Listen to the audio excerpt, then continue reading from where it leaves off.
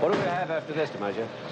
11:30 over on Fremont. 12:30 in the mayor's office. 2 o'clock, you meet with the budget committee. 3:30, you're back here for a meeting with Chief Paulson. Keep bouncing around this city from one side to the other. Who arranged this dumb schedule? You did, sir. Oh. Oh, well, hey, wait a minute. If I'm seeing Paulson this afternoon, what am I doing here now? Well, it's the deputy district attorney, sir. Again? Yeah, I'm afraid so. Sir, if you could just smile a little bit during the meeting, it might help. Smile? All right. I'll smile. Yeah. This time, the deputy DA is not going to bother me. Look, we've been over this a dozen times. The Pomeroy case is not ready for prosecution. I think it is. And it's not your decision, it's mine. And until I say the case is ready, I'm not going to sign it over to you. What are you trying to cover up, Commissioner? Police inefficiency? Or could it be that out of the 6 district attorneys, I'm the only woman? Miss Bryant, we have met exactly 3 times. All 3 times you have implied male chauvinism. Oh. All 3 times you have waved a banner screaming women's lib. Now, are you a lawyer or are you a professional female agitator? I'm only trying to get a job done, Commissioner. A job made very difficult by a one-man obstacle course. What do you want? Sir, it's 11:30. Oh, you're right. I'm late. Of course. What do? Tell him to come in here every time the going If I gets didn't rough? have to leave right this minute, I would You take would the, what? I would take the deputy district attorney across my knees and give her a good spanking. Oh. Thank you.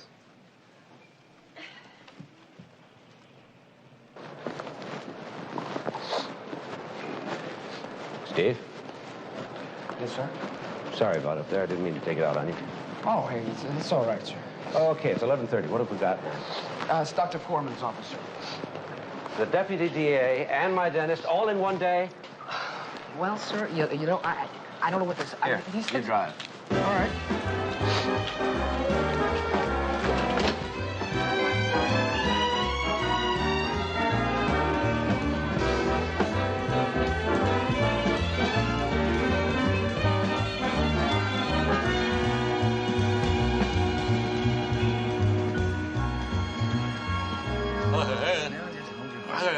Just take it easy. Okay. All right. Rinse.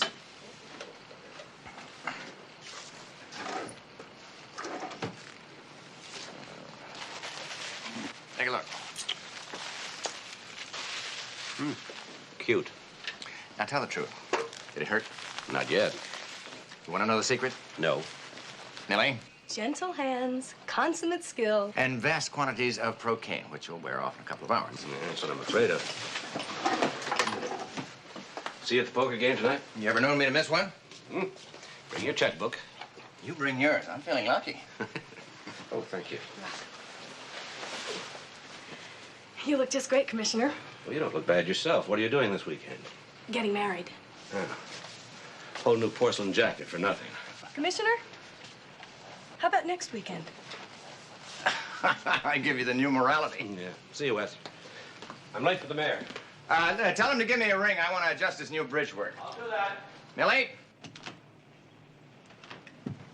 Hello, Horace. How are you, Mac? A little numb. Your son-in-law just put in a new jacket. Oh, let me take a look. Yeah. Yeah, just a minute. Huh, you know, the older I get, the better he gets. I thought you were going to retire. Oh, no. Even with this bum ticker on mine, I like to come in once or twice a week. Well, good to see you, Horace. Keep smiling. Until the procaine wears off.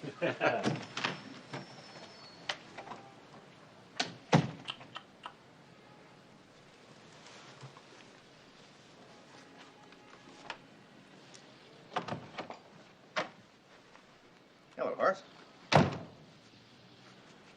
What's the matter? I just had a talk with our business manager. Oh, the Young Street deal, yeah.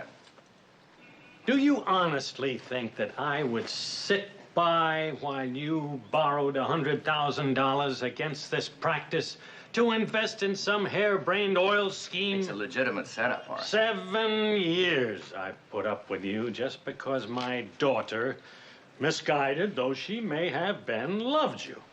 Happily, however, that unfortunate situation has come to an end. What? Oh, don't pretend to be surprised. Dick Valentine has already introduced her to a very excellent divorce lawyer. Well, I admit we've had some trouble, but I never thought she'd be actually serious about wanting to Oh, divorce. she's serious. See, and so am I. It's over, Wesley. I've bailed you out of your last tight spot. I've paid your last bill. I hold $220,000 in IOUs, and I intend to I was collect. simply trying to diversify, Horace, One that's all. racehorse, $20,000. It drops dead of a heart attack at the second time out of the gate.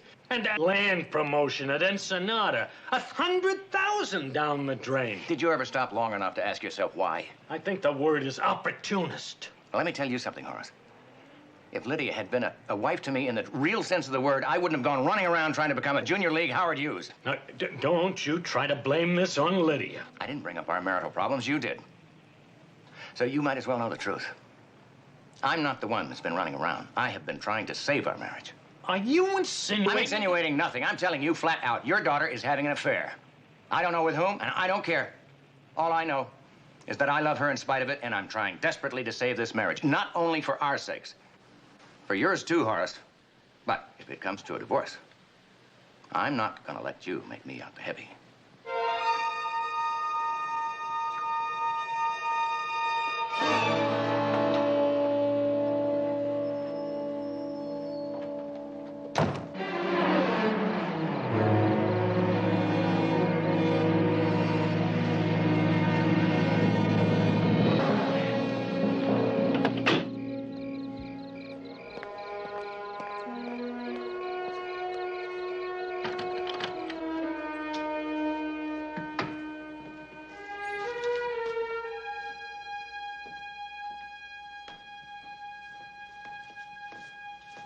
Lydia?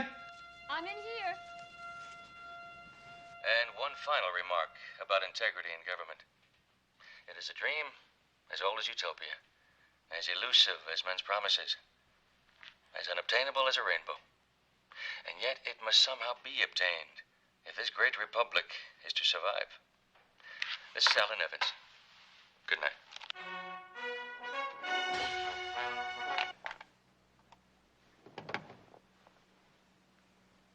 Like what you see? Darling? I didn't hear your car. Those practices you're not supposed to. Have you spoken with your father today? Well, he called early this morning. Why? He dropped by the office before lunch. We had a rather heated discussion. He said you'd talked to Dick Valentine about a divorce lawyer. We agreed it was the best thing. I never agreed to anything. I couldn't. Look, you're going to find out about this sooner or later. About your lover?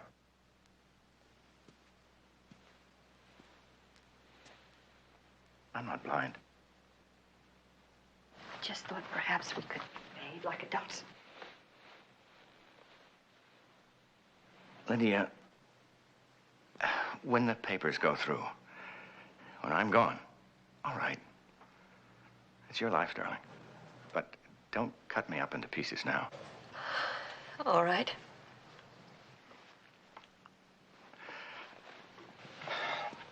Lydia, I'm trying to understand. Darling, I don't want to make this any harder for either one of us than it already is. I just want you to know that if anything happens, if you change your mind, I'm here. I'll always be here. Now you're cutting me up. You want me to stay at home tonight? We can talk, maybe find out what's wrong. No, no. All right, I understand.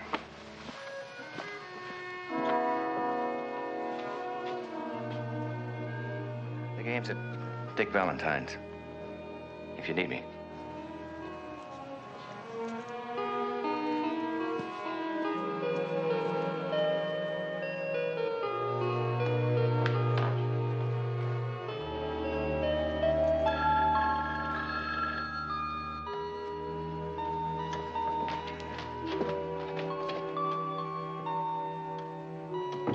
Oh, I've been trying to reach you all day. No, there's nothing wrong. It just... I was just wondering if you would mind skipping tonight. I know you're going tomorrow.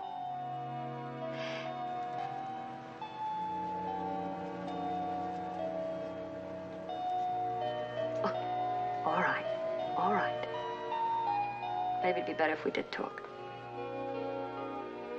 No, nothing. I'll see you at 8:30.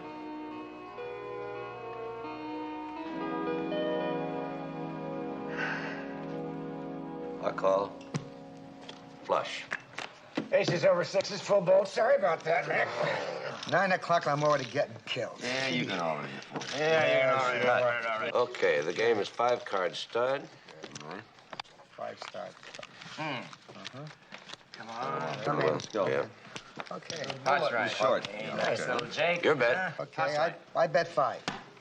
All right, boys, I'm gonna make you pay for those. I'm gonna bet, I'd arrest you guys for gambling. I fold. I'd fold, too. The way Wes is playing tonight, it ain't gambling, it's stealing. Go ask you, Murray. Excuse me for living.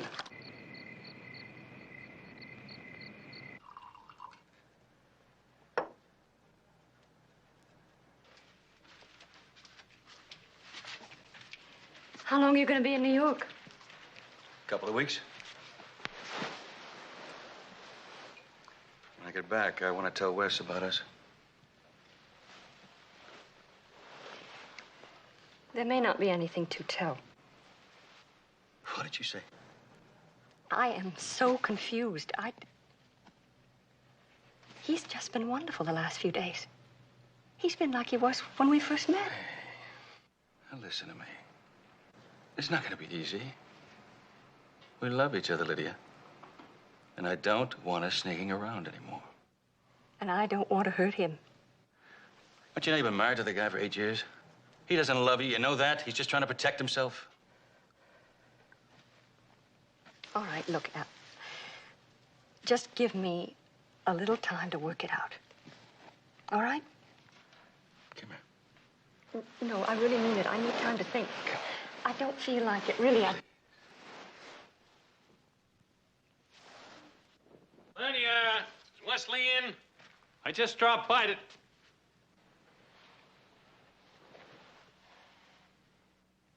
Get out of this house. Oh, boy. I'm gonna make you pay for that, boys. That'll be 10. I don't know. Or you can fold, or you can bet, or, you know. You're a lot of laughs tonight, Wes. I'm losing a fortune. You want me to make jokes? I may just bump you 5. Yeah. Hey. Come on, Getting expensive. Okay. Expensive. Well, I'll just keep you. Keep him honest. Wes? It's for you. Oh, okay, thanks. You want me to play your hand, Wes? No, fold. Hello? Please come home. Right away. Yeah, what is it? Just come home. Okay, I'm on my way. Wes? Everything all right? No, everything's okay. Something come up, I gotta take off. Dick, I'll settle up with you tomorrow, okay? No problem. See you guys. Yeah, see you, man. Okay, guys. Come on, deal him All right, up. let's go again. Let's go. Okay. Okay, let's deal it. Let's go. Restaurant man? Yeah. I'm in.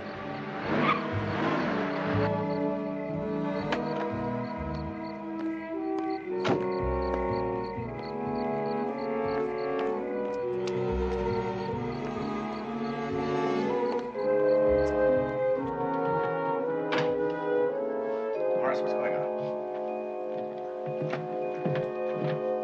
Lydia? What's happening? He's dead.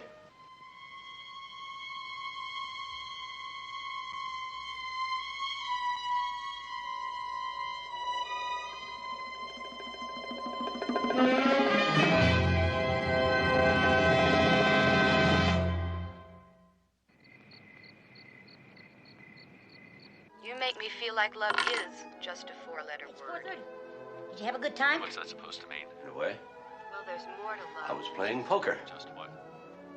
In no way. What are you watching this time? Lover will meet again.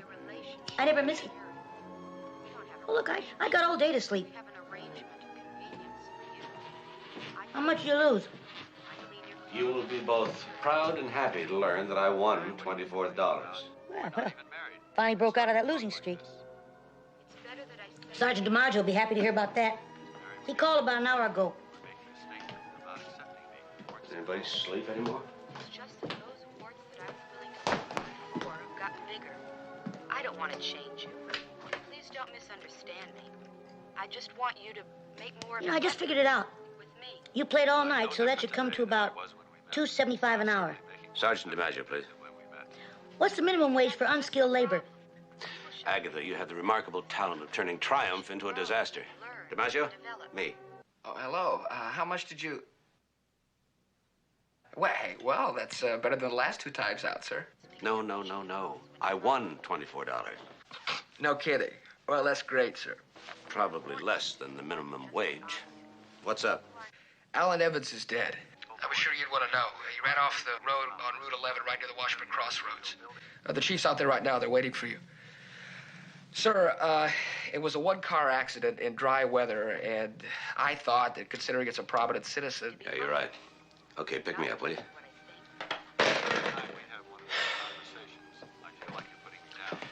Guess what? Alan Evans is dead. The anchor man on the 6 o'clock news? Yeah. Where are you going? It's Route 11.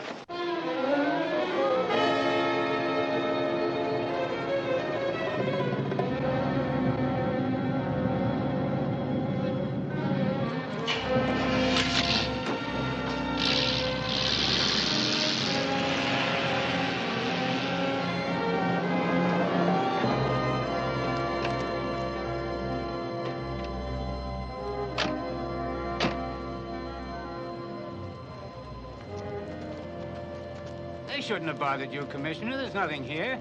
I just heard about it. I was up anyway. At 5 in the morning? What were you doing? Watching Lover? We'll meet again? What happened? Probably a heart attack. Evans ran off the road.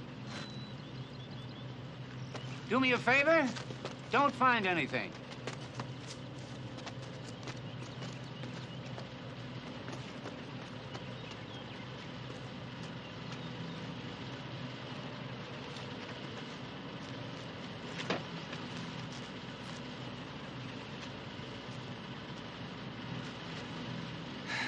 It's really a shame, sir. Yeah. Young, good-looking guy. Top of the heaps, got everything to live for.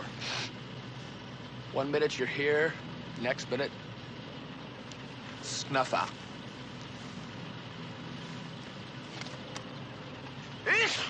Gesundheit.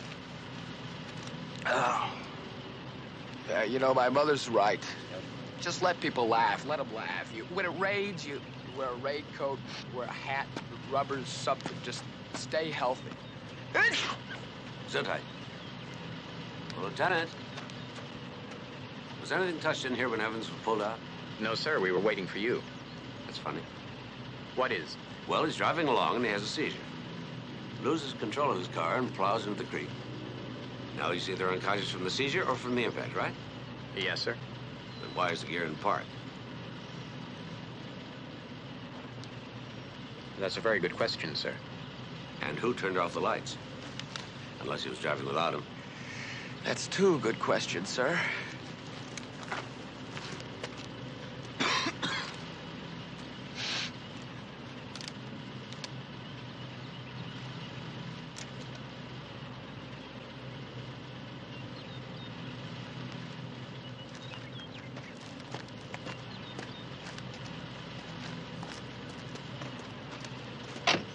Well, open and shut, huh?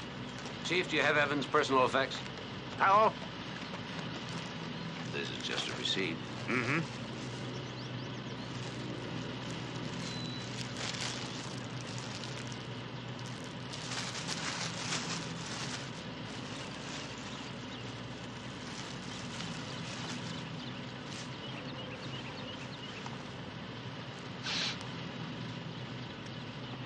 Where'd you find these? In his shirt pocket, along with his cigarettes. Nothing wrong, is there? You know, I retire in 45 days. I mean, this Alan Evans, a well-known guy. Oh, don't tell me we're going to be saddled with a... I just want to check something out. Come on, DiMaggio.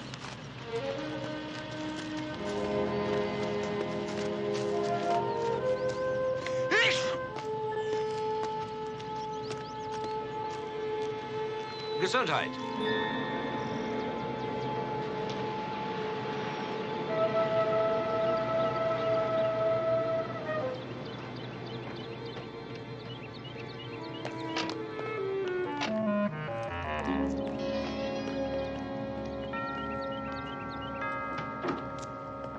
Oh, hi, Mac.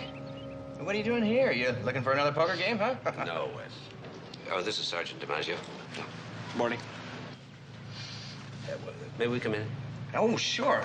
Come on in. It's freezing out there. I just made a fresh pot of coffee. Would you like a cup? I'd love some. Sounds like you're gonna go. Yes, sir. I didn't listen to my mother last week when it rained. Gesundheit. Hey, how about a little breakfast? I can whip something up and nothing. No, thank you. Coffee's fine. Go ahead. I forgot. Are you supposed to starve a cold and feed a fever, or is it the other way around? You feed a cold, and you feed a cold English muffins. Hmm? Oh, no, no. No, there's no problem. No, I'll just have some coffee. Okay. Well, what brings you out this way, Mac? Alan Evans. Yeah? What about him? He was found dead this morning out on Route 11. What, car accident? Car went off the road. I think it was a heart attack. I just can't believe it. When he was here last night, did he mention anything about how he was feeling? Chest pains, for example? No. I never heard a thing about it. How did you know he was here? These matches were found in his shirt pocket. Well, he was here last night, wasn't he? Oh, yes, he was. He must have picked them up off the coffee table. I couldn't swear to that, of course. Well, he was gone before I got back home. He was here with Lydia? Yes, social visit. He was in the neighborhood. I've known him for some time. He dropped in. She gave him a brandy, and then he left. I see. Could I talk with Lydia? Well, Mac, she's asleep right now, and I'd hate to wake her up with something like this. I'll come back later. Appreciate it, really. Come on, I'll show you the door. Thanks. Sad, isn't it? Heart attack like that, right out of left field. And, you know, the irony is the younger the man, the higher mortality rate. The autopsy ought to tell us a little bit more. Autopsy? Yeah, automatic in a situation like this. Oh, really? I didn't know that. Yeah. Oh, by the way, how's the tooth? Oh, fine. I had a tuna fish sandwich yesterday before the Procaine wore off. And you bet yourself. Mm-hmm. I'm sorry. I should have warned you about that. I'll survive. See you. Thank you for the coffee. Bye.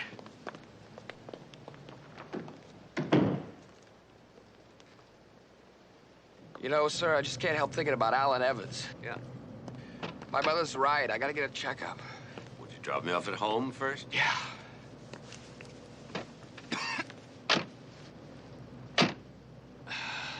You know, I had a cousin once. Guy never smoked. He never drank. Terrific athlete, this guy. Worked out all the time. One day, he was just walking down the street. That's it. Went, just like that.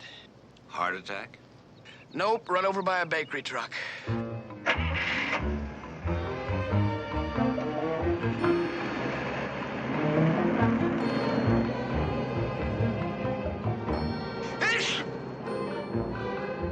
Gesundheit.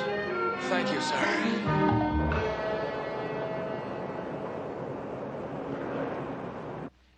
Interesting, Commissioner. This man's heart did not attack him.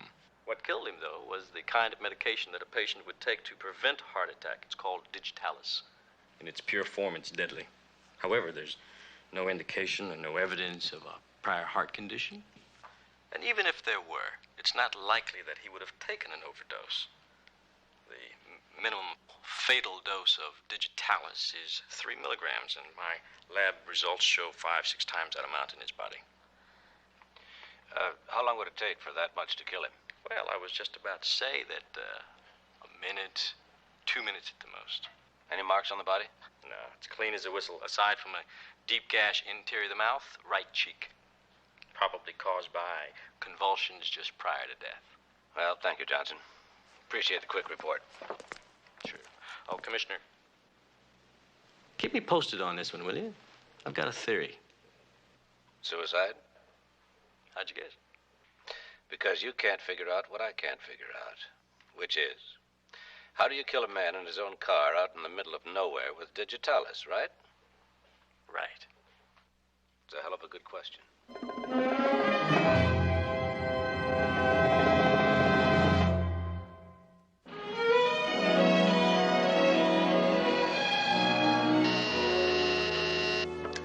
Yes? Commissioner, are you in for the deputy district attorney? Not necessarily. I heard that. I thought you might. Now, look, Commissioner, you cannot hold on to this Pomeroy case any longer. I just heard that 2 more witnesses have come into the fold. Now, what more do you need? Nothing more. I can understand you're being stubborn, even pig-headed. But you cannot sit on this case any longer. I agree. Good. It's not even a question of personality. You agree? Mm-hmm. I signed the Pomeroy papers this morning. They're on your desk. Oh. You were right about the case, but I had to wait until those 2 witnesses came into the picture. Oh, no. Of course not. Well, you understand that I was pressing because I knew that those 2 witnesses would have to come forth sooner or later. Well, as a matter of fact, they didn't come forth. I had to find them. They didn't cooperate. Mm-hmm. You made them. Yes, in a word. Oh, well. Would you like to sit down? Yes. Dear, well, I don't quite know what to say. I suppose I have been a bit pushy, even unfair. So have I. How about a truce? Well... Could I bring up some new business? Anything. This Alan Evans case, is it a murder? No, you've been talking to Chief Paulson. Well, we had a little chat. Did he bring up the autopsy? Something about digitalis poisoning. All right. It doesn't have to be murder. Suicide? Possibly. But not likely. No. If it's suicide, we'll find out soon enough. If it's murder, I've got a handful of suspects. You're a friend of the family's, aren't you? Yeah. That's what makes it tough. Well, we should find out more in the morning. Which, leaves us with tonight. What's happening tonight? How about a formal signing of the truce? Stephanie? Are you inviting me to dinner, Mac? I am. I accept. Good. 8:30, my house? Why not? Good. I have an appointment. I'll walk out with you. Uh-huh. Well.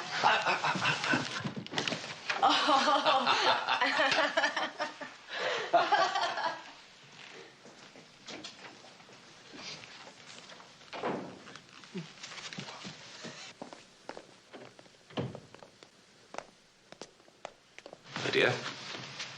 Oh, hello, Mac. I'm sorry to bother you, but I have to ask a few questions. Yes, it's perfectly all right. Please sit down. We're just here to contribute whatever help we can. Thank you. I realize this is all very unpleasant. Can I get anybody anything? No, thank you. No, thank you. Mark, have your people completed the autopsy? Horace, you have a heart condition, haven't you? Yes, Do you take medication for it? I do. Digitalis? Well, as a matter of fact, yes, but what's the point of your question? Alan Evans did not die of a heart attack. It was either suicide or he was murdered. That's impossible. I'm afraid it's not. He died of an extreme overdose of digitalis. Just what are you implying? You're not insinuating that Horace killed Alan Evans. I'm saying that if Alan Evans were murdered, Horace had access to the drug. Well, as a dentist, so have I. Now, if you're accusing anyone here of murder, you better have a little more than coincidence to rely on. I'm not accusing anybody of anything. Lydia, I want you to tell me about last night. What time Alan arrived, what you talked about, how long did he stay? He dropped by around 8:30. And when he realized that Wes wasn't home, he had a drink and he left. Alive and very healthy, I might add. Was he here when you got home? No, I told you he left before I got home. I told you that this morning. Lydia, did he eat or drink anything else while he was here? Just the brandy? Yes, it's over here. Don't touch that, Sergeant.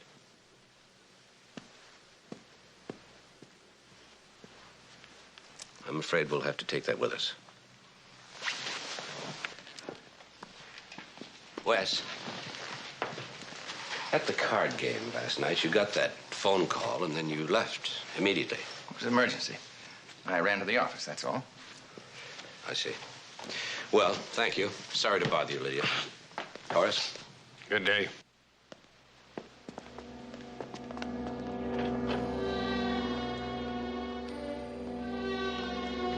Sir, they're awful nice people, but, well, that's it, sir.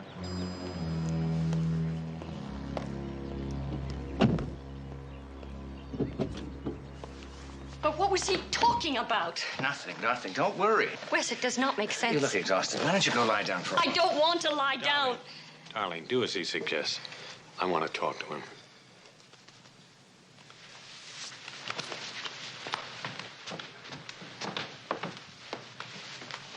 Wes, I am very frightened. Don't be. Everything will be all right.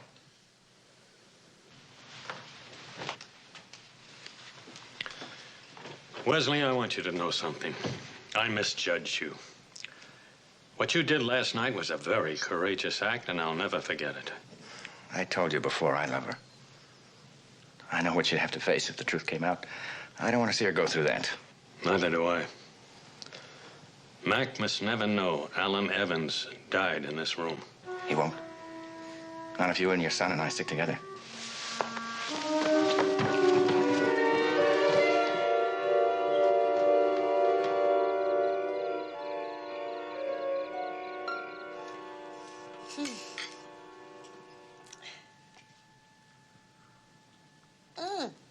If you're not going to finish yours, could I? Just sure. Oh. I know I'm making a fool of myself, but I can't help it. This is delicious souffle. What does she put in it? Oh, love potions, aphrodisiacs. She's a sort of chaperone in reverse. Well, Agatha's a gem. Like an uncut tourmaline. Coffee.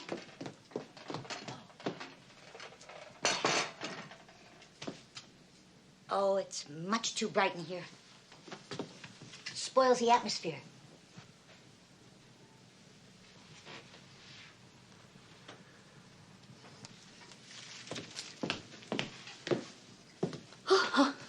Well, I guess I'll toddle along to bed.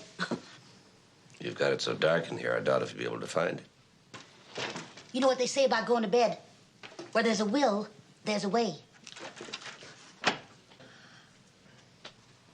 Well, it's a real famous saying, all right. I see what you mean. Now, would you like to have some coffee in here? Or would you like to have some cognac by the fire? Which is more romantic? Yes. We wouldn't want to disappoint Agatha now. Of course not.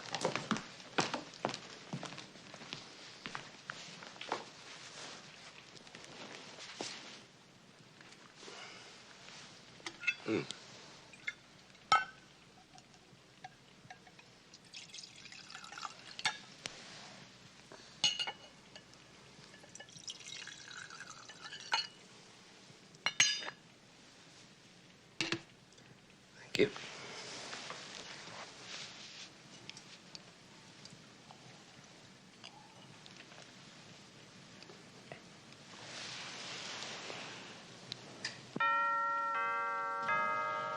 How do you like that? I don't. What do you think we should do about it? Let it ring again. Shall I get it? No, I'll get it. Excuse me.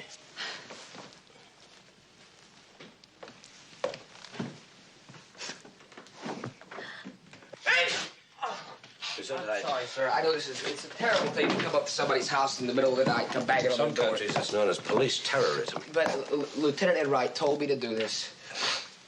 Do what? This. Here. He wanted you to see this before anybody else got a chance. You know, like the chief or the deputy DA. What?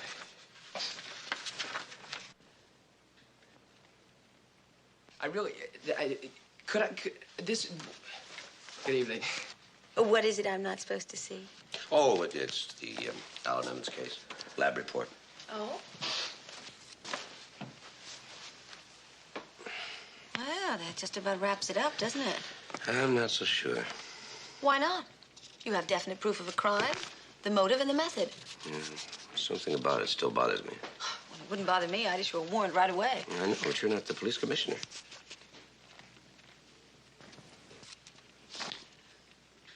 Oh, you mean it's so complicated I wouldn't understand. I didn't say that. But you implied it. You're not. We're not going to start that again, are we? No. We're stopping. Thank you for a lovely dinner. Good night. But, you see? Now, why don't you go on and walk her to her yes. car? Okay. I'm sorry, sir. I'm very sorry.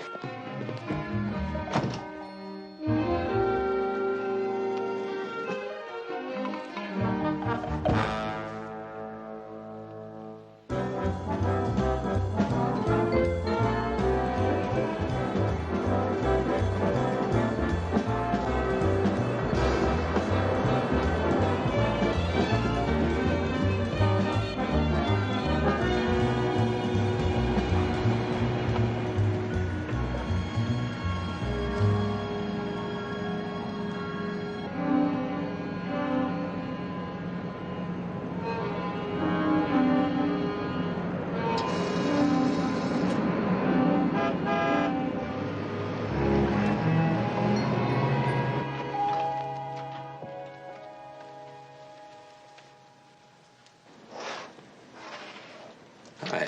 Hi. Is Dr. Corman in? When you put it that way, I'm sure he is. Doctor, Commissioner McMillan is here to see you. Send him into my private office. I'll be with him in a minute. Yes, sir.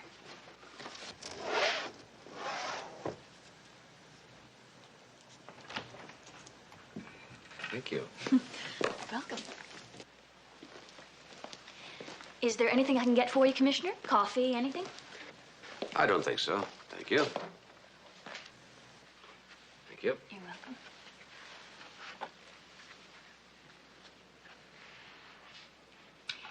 You looking at Mr. Evans?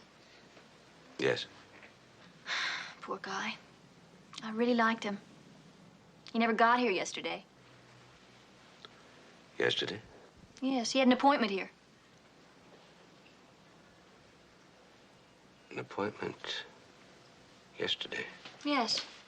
Just a filling. Mac. Thank you, Francis. Nice to see you, Commissioner. Thank you. Mac, I owe you an apology. For what? I kind of blew my stack yesterday. Just the suggestion of anybody in my family being under suspicion just set me off, that's all. I'm afraid it's more than suspicion, Wes. The lab examined that bottle of brandy. It was filled with digitalis. And the only fingerprints found on the bottle were Lydia's.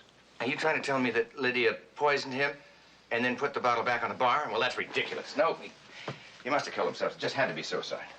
A man doesn't make a social call and pour digitalis into somebody else's brandy bottle in order to commit suicide. Now, the amount of digitalis found in that body was enough to kill him in less than 2 minutes. If, for some unfathomable reason, he poisoned himself in your house, how could he then get into his car and drive 6 miles before he dropped dead? He died right in your house, and I think the body was moved. Lydia is no more capable of murder than she is of moving the body of that 200-pound man. Somebody else did that. We better take a ride downtown. Downtown? Lydia is being held for questioning.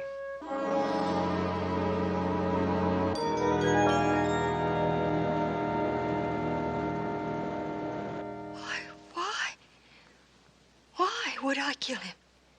I loved him. I'm sorry, Wes. Doesn't matter. The fact is, Mac, I've known about another man for some time. I just didn't know who.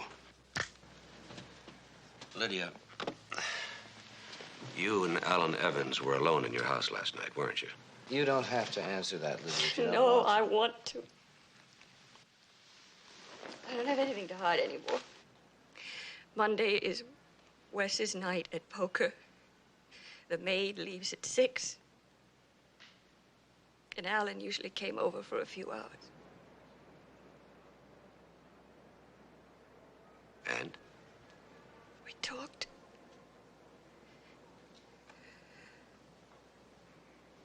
And then I offered him a brandy, and he sipped it. And he just seemed to fall over. I called the doctor, and he wasn't in, so I phoned Stephen, my brother. And he said he would be right over. And he told me to call Wes. That's when you left the card game? Yes. And Horace? By the time I arrived, he was already there. Mm-hmm. And then?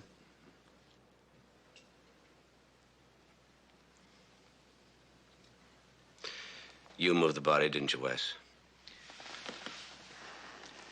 I had to, Mac. I had to. Horace took Lydia upstairs, and Stephen and I did the rest. We found a deserted stretch of road, and I drove Alan's car into the creek. I moved his body into the driver's seat, wiped off my fingerprints, and I put his hands on the wheel. Look, I know it was the wrong thing to do. I thought I was doing the right thing. I just had to assume that he died of natural causes. And what was the harm of getting the body out of the house? It just seemed like a logical thing to do at the time. I was worried about Lydia, what a scandal like this would do to her, and Horace, what this kind of scandal would do to him. Lydia, you said you gave Alan some brandy. Did you drink any? I don't drink. I see.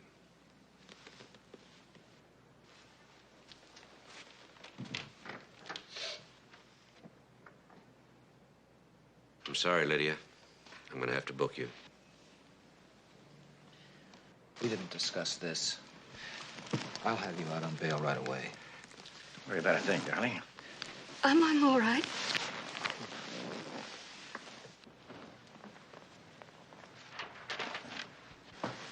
I'll speak to you later, darling. Don't worry about a thing. All right?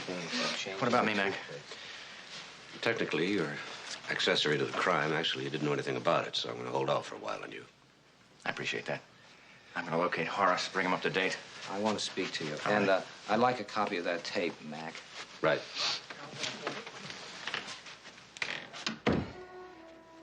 You think she did it? No.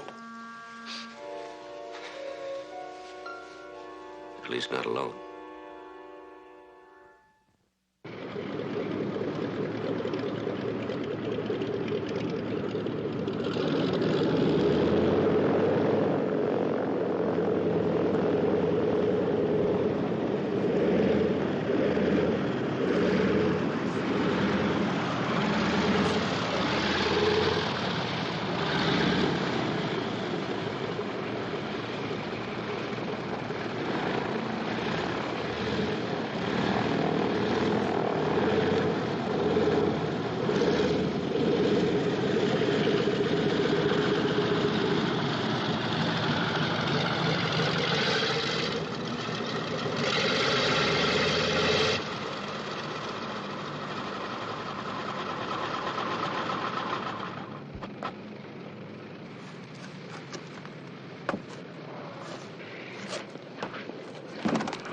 Sherwin? Yeah. I'm Commissioner McMillan. Remember me? Oh, sure, yes. How are you, Commissioner? I'm fine, thanks. Quite a beauty you have here. Yeah, it's the love of my life. I called your office. They said you'd be out here. One of the advantages of being a stockbroker in California, your afternoons are free. Because the disadvantage is you have to get up with the sun. Could you spare me a few minutes? Of course. Wes called. I'll be glad to do anything I can to help. I'd like to know more about last Monday night. It was a nightmare. Lydia was hysterical. Dad was close to shock. Quite frankly, I don't remember being too coherent myself. Wes was the only one who kept his cool. Your father was there when you arrived? Yeah. Wes, quite a guy. Comes home, not only finds his wife's lover, but he's dead. I'd have been pretty upset. Well, Wes is the kind of guy, excuse me. Wes is the kind of guy, keeps himself on a pretty tight rein. But, under fire, he was all right. He was calm, he was in control. How involved are you in your father's business affairs? Quite a bit. I handled a medical firm's portfolio. Healthy? I'm very conservative with my father's money. What about Wes? Wes isn't really big in the stock market. He prefers more speculative ventures. He does well? He's had his setbacks. Is he solvent? I think Dad's lent him quite a bit of money over the years. How much is a good deal of money? I really don't know the exact figure. I'm sorry.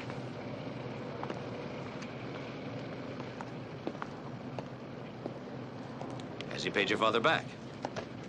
I don't really know. What are you after, Commissioner? Other than Lydia, I have two obvious suspects. Who are they? You, your father. I resent that. I'm not accusing. I'm just searching for possible motives. Listen, Commissioner, all I can tell you is the man was dead when I got to the house. If you want any more than that, I suggest you contact Richard Valentine. All right, Stephen. I'll see you again.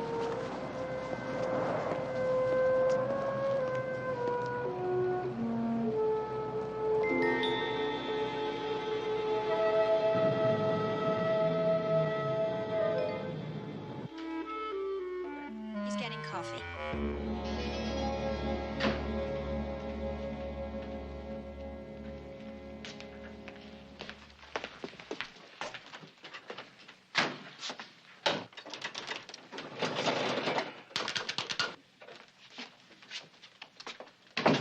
What did you find out about Evans' answering service? Oh, I was just gonna come down and tell you, sir. You having trouble? Yeah, the thing took my last quarter. Okay, let me try. Thank you. I talked to the lady that takes Evan's phone calls. Mm-hmm. She said that he checked in around 4:30 that day. She said he sounded bombed. Bombed? Yeah, you're all boozed up. My money. Yes, sir. Doesn't make any sense. He had a newscast at 6 o'clock. Why would he get drunk an hour and a half before airtime? Well, sir, I don't know, sir. That's what it would take for me to broadcast. Hey, wait a minute. The other day you said I sounded like I was bombed. Well, yes, sir, but that was from the dentist's office. Yeah, from Procaine. Right. Get somebody to fix this. I'll be right back. Right, sir.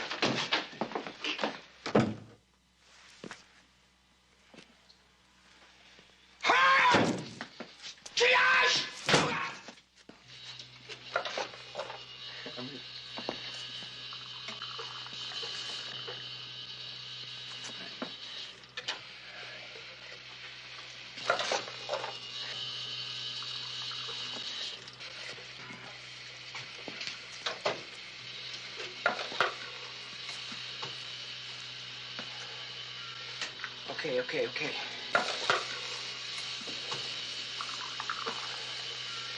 Ah!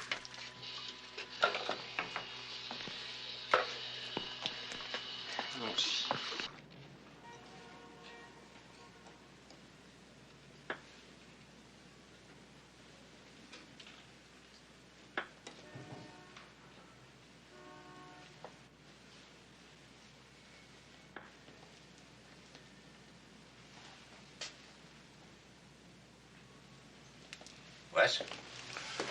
Oh, hi, Mac. You don't mind? No. I hide out in here one day a week, try to catch up on some of this work. What you got there?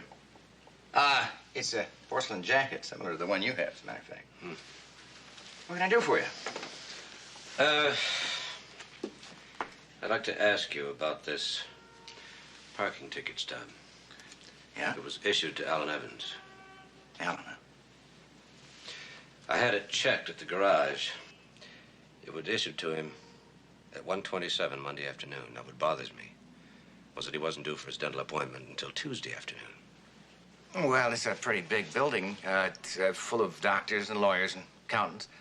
He could have been visiting somebody else, I suppose. He could have, yes. But he didn't. I had that checked. Oh? What bothers me is that you purposely left a trail leading back to your own house.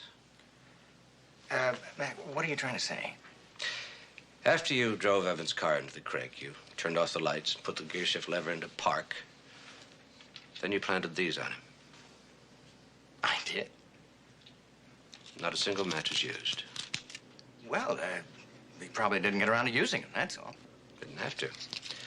There was a filled cigarette lighter in his pocket. Mac, Evans visited my wife every Monday night. She admitted that. He could have picked up those things weeks ago. I'd buy that if this was found in his jacket pocket, but it wasn't. It was found in his shirt pocket. Now, if he's like anybody else, he changes his shirt every day. Are you suggesting that I deliberately left those matches on Alan, knowing that the police would investigate, find poison in the body, and then dump the whole thing back on Lydia? In other words, I framed my own wife? Not in other words. In those words. Then you also have to believe that I murdered Evans? Well, that's some kind of trick. How could I have murdered anyone when I was playing poker with you? That I haven't figured out yet.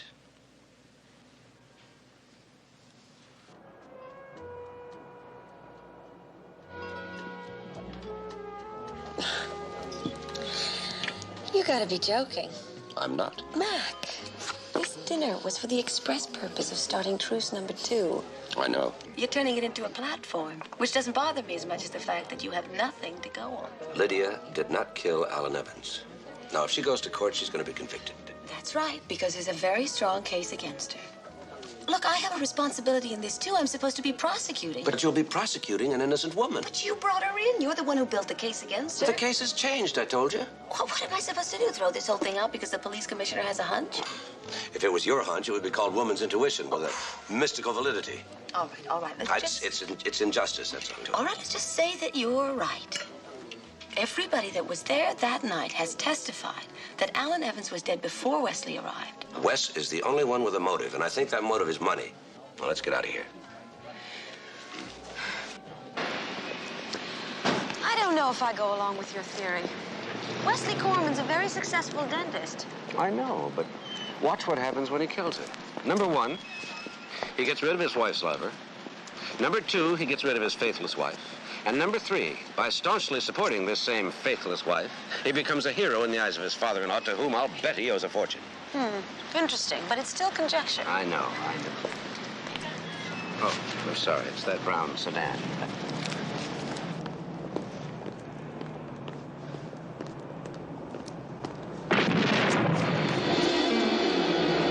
My God!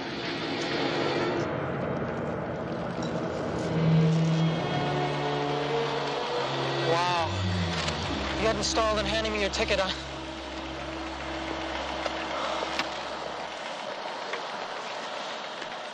Well, you guessed it, sir.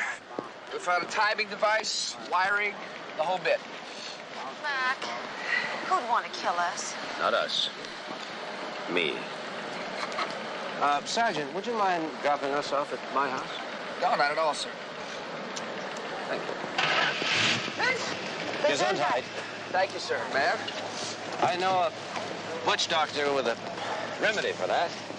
What's that, sir? A fiery liquid, ancient and mysterious, with powerful remedial qualities. Sounds fantastic. What is it? Chicken soup.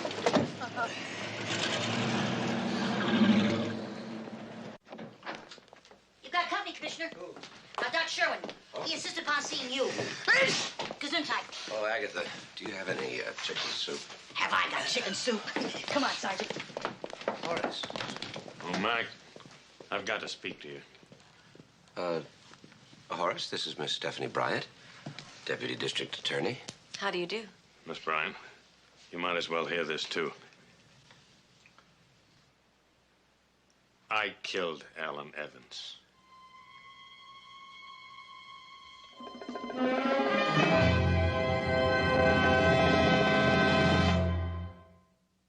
Horace. You? Yes. Come on. Let's have a drink. Tell me about it. Well, you see, that night I dropped by their house on the way from the club. I came in through the kitchen. When I arrived, I could hear an argument going on. It was Lydia and Alan Evans. They were in the living room, and she was trying to fight him off. So I barged into the room, and I told him to get out of the house. He refused. He told me to mind my own business. He said he was going to marry Lydia. That was what the argument was all about. See, Lydia was trying to back out of the relationship, and Evans would have nothing to do with it. Finally, he got very, very abusive. And I tried to strike him, and he just brushed me aside. Lydia tried to protect me, and he struck her. And he struck her again, deliberately, calculatedly. I just couldn't take it. So you killed him? Yes. I pretended to have a seizure. I asked Alan to get me some water, and I sent Lydia to get my medication.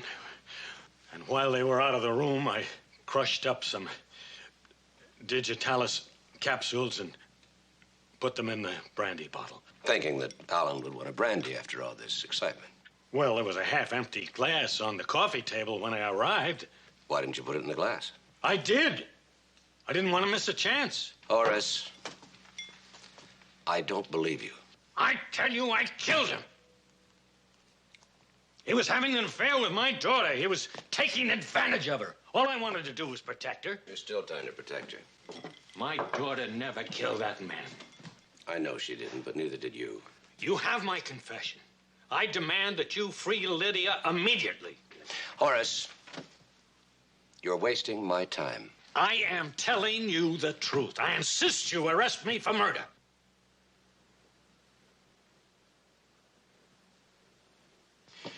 All right. Then also an attempted murder. I don't understand. Well, if you're the murderer, then you placed a time bomb in my car earlier this evening. And because your timing was off, the car blew up before we could enter it. We're lucky to be alive. No, you didn't kill him. Neither did Lydia. That leaves two other people. Wesley and Stephen. Well, not Stephen. No, not Stephen. He wasn't there long enough to get near the brandy. Wesley? Wesley. But how? I don't know. But I do know that Alan Evans went into Wesley's office on Monday and had his teeth worked on. Well, if you're suggesting that Evans was poisoned while he sat in that dental chair, that's absurd. Digitalis works fast. The man would have been dead right then and there. I know I'm right. I just don't have any proof. I'm sorry. Mac, you better send the sergeant home to bed. Right, before he sneezes us all into the hospital. Well, what is that you're taking? It's a pill. I took a pill this morning. No, not a pill. You should take one of those time-release capsules. They work for hours. What is a time-release capsule? Well, it's a slow-dissolving capsule with coated beads of medication inside that dissolve at different speeds.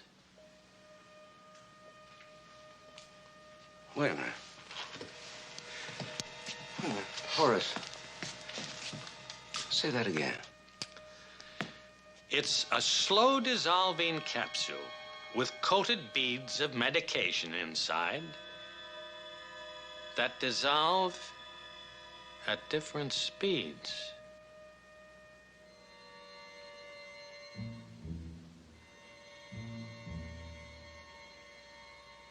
Horace, I know it's late, but could we look at some x-rays in Wesley's office?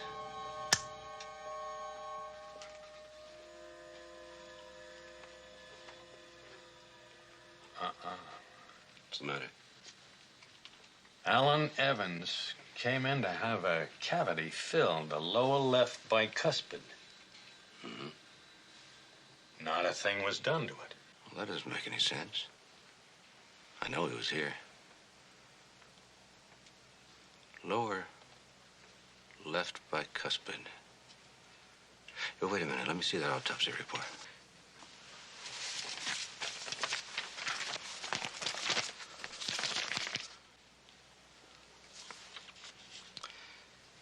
Laceration inside lower right cheek.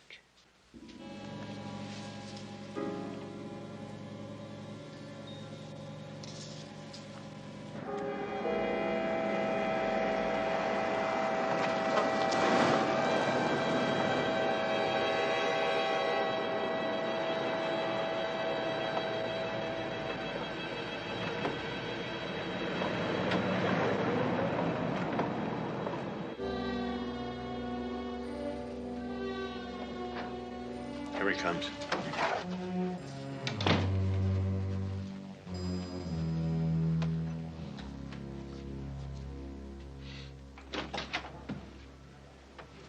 Well, double surprise. What's going on? Mac wants a positive ID on some dental x-rays. Is this going to end up another one of your accusations, Mac? Are these Alan Evans x-rays? Yes, they are. I had a couple of them mounted so we could project them onto the screen to take a closer look. Well, what's your point? This case had me going in circles for a while. For example, why would Lydia kill somebody with poison brandy and then leave the bottle around? Well, now, that is exactly what I've been saying. She didn't. You did. Let's go back. Alan came into your office on Monday, and with the office staff out to lunch, you worked on his mouth. You knew he was going to visit Lydia that night. What a perfect setup. Just a little digitalis. Okay, say Alan was here. How did I feed him a quick-acting poison that somehow didn't take effect for, what, 8 or 9 hours? With this. That medical gel? You encased the poison in the gel, knowing the gel would dissolve slowly in his mouth 8 or 9 hours later, and while he was alone with Lydia, and while you were sitting at a poker game with a perfect alibi. If it is an alibi, it is perfect. Because Alan had to go to New York on Tuesday, it was simple enough to get him into your office on Monday. And with everybody out to lunch, who would ever know he'd ever been there? So instead of filling the tooth correctly, I filled it with the poison glob of medical gel. Well, that's brilliant deduction, Mac. Brilliant. Except for one thing. Alan needed work done on his lower left bicuspid. And if you examine the postmortem x-rays, you'll find that no work was done at all. Horace?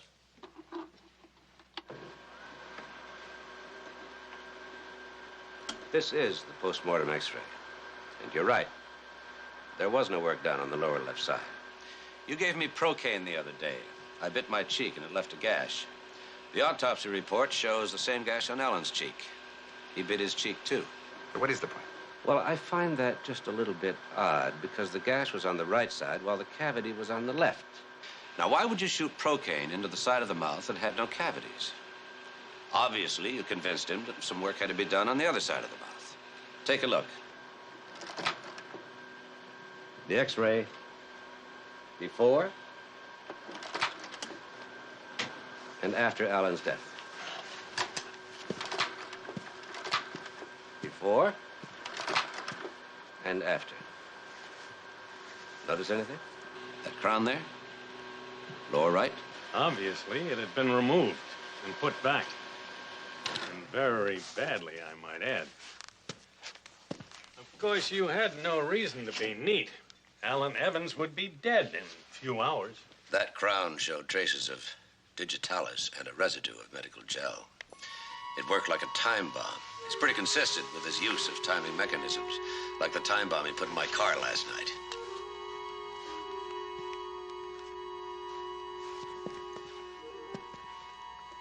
Oh, Wes, don't be foolish. Sergeant DiMaggio's right outside. Yes, Doctor. I thought you'd cover yourself.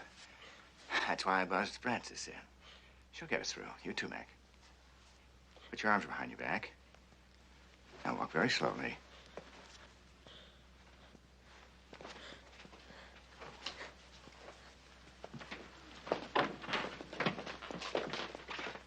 No, Horace. Hold it, Mac.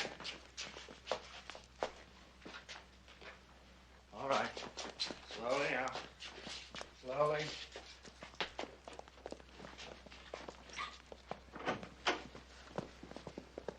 Hold it, Sergeant. Put your hands behind your back. Down the corridor.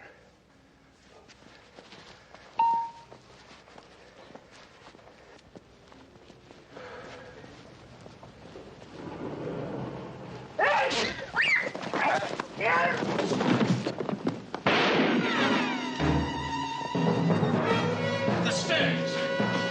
All right.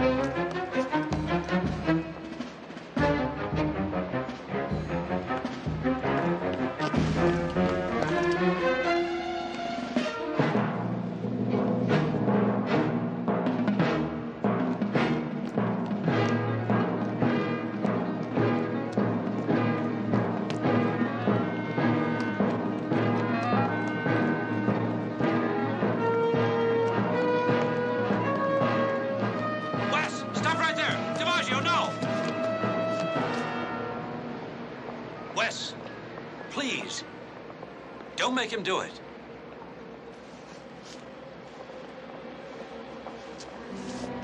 All right, get him up. Come on. Higher, come on. Is it? God bless you.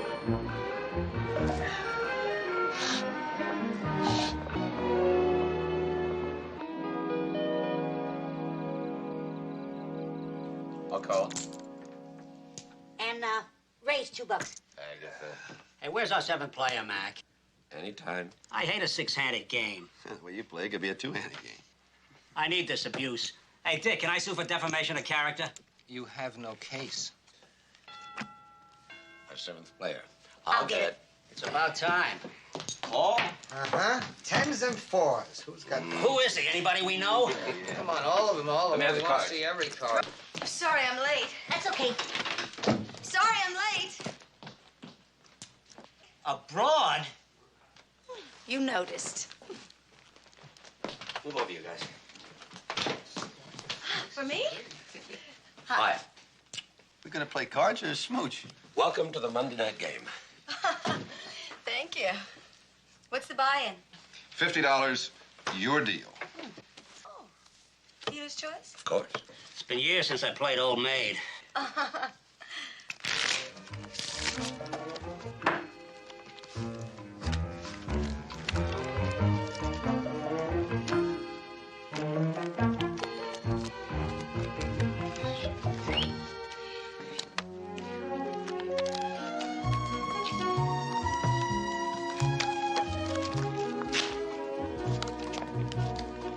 Seven cards stud. High-low.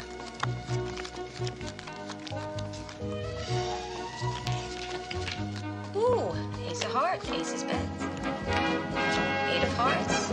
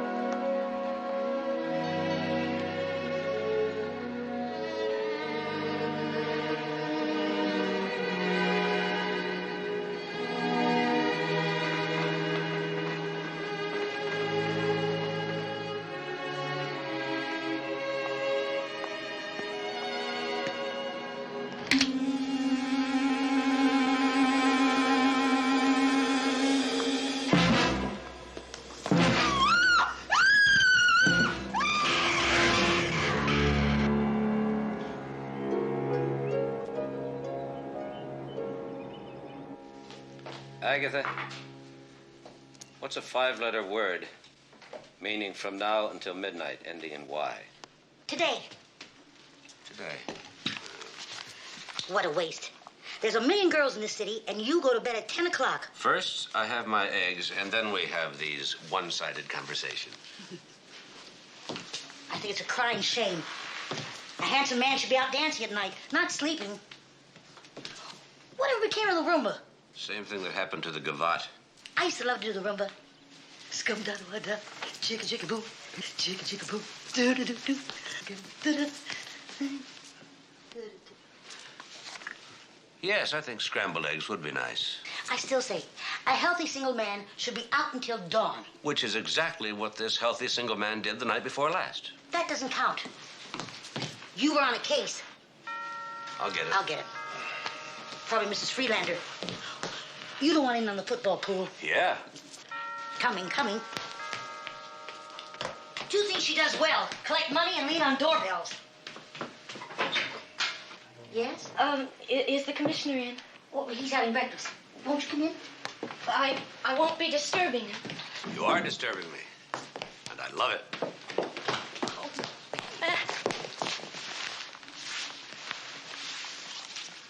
Agatha, I think the toast is burning. What toast? Mac, have you heard about Vanessa? Who? Vanessa Vale. I just came from the morgue. They called me down there to identify her. Oh, that's terrible. Oh, it was. It was just horrible. She was wearing the same housecoat that I'd photographed her in just last week. And that lovely amethyst ring. Come on, Georgie, sit down. Let me get you some coffee. No, it's all right. It just doesn't make any sense to say that that beautiful creature killed herself. Well, I mean, she had everything. Just 6 months ago, she signed a $250,000 modeling contract. How well did you know her? Fairly well. I'd used her often as a model. I mean, she was a photographer's dream. She had incredible bone structure and magnificent cheekbones. Even beautiful girls get depressed. Oh, no, not Vanessa. But I mean, she would get depressed, yes, but she just wasn't the type to jump off of a building. After every suicide, somebody is bound to say he or she wasn't the type. Yes, but Mac, this isn't just somebody saying it. This is me, Georgie.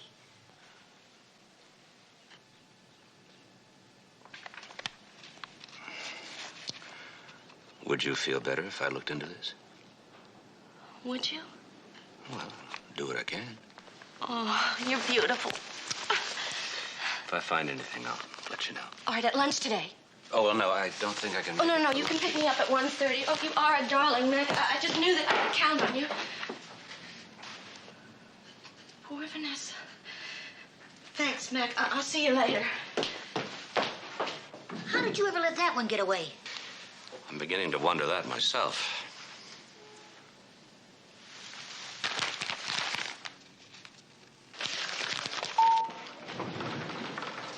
Charlie?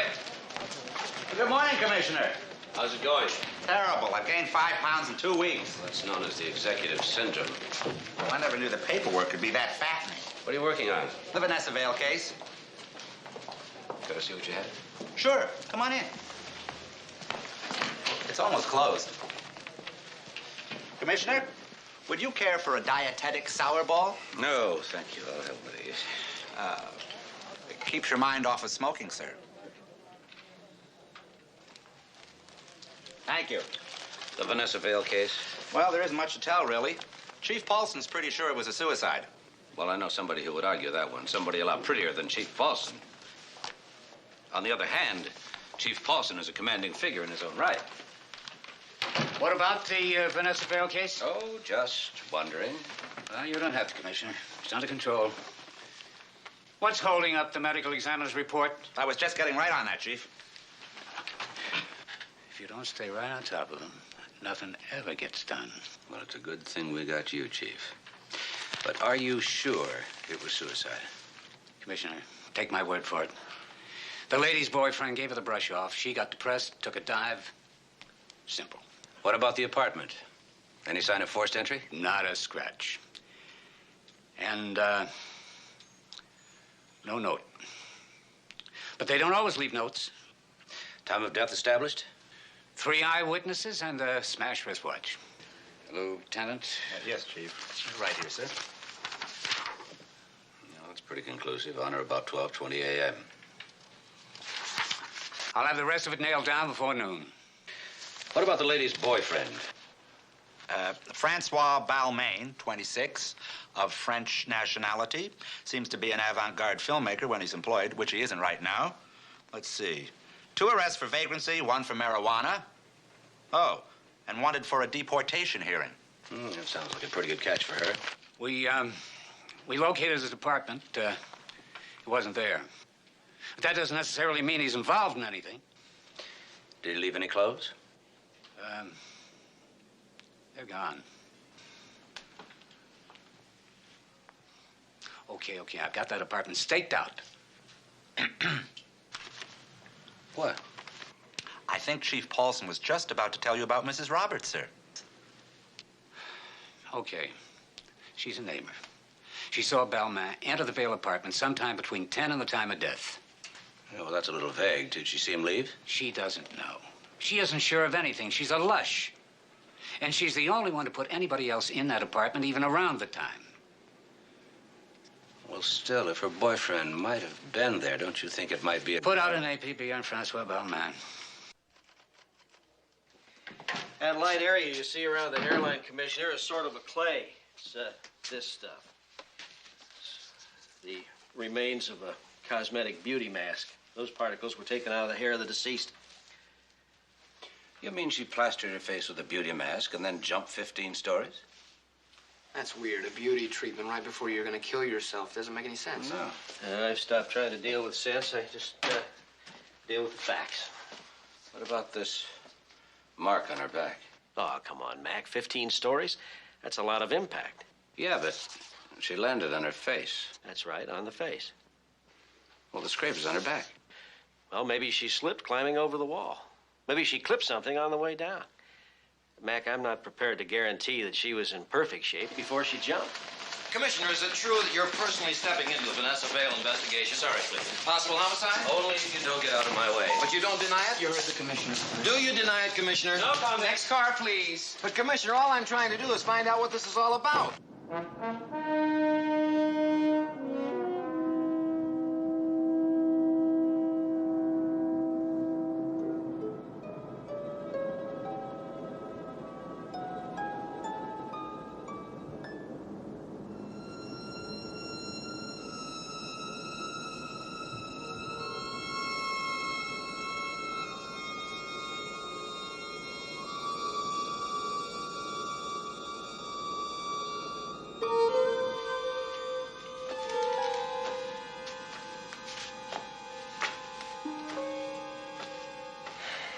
She landed 47 feet from the building line, which means that she must have gone out about right here.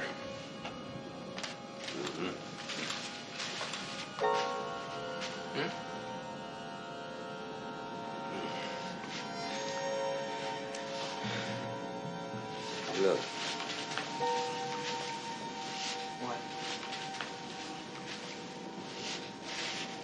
Glass. Ever watch crystal up picture? You got something to play? Oh, yeah. Okay, we'll check that out at the lab. Now, if it is... Yeah. If it is her watch crystal, how does she jump over and smash her watch at the same time?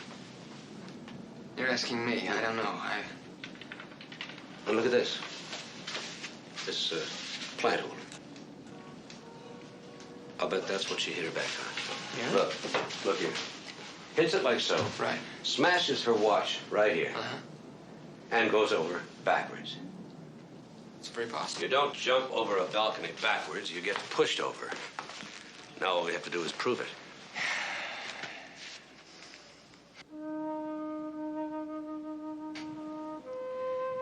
She's beautiful, but she sure does like to look at herself.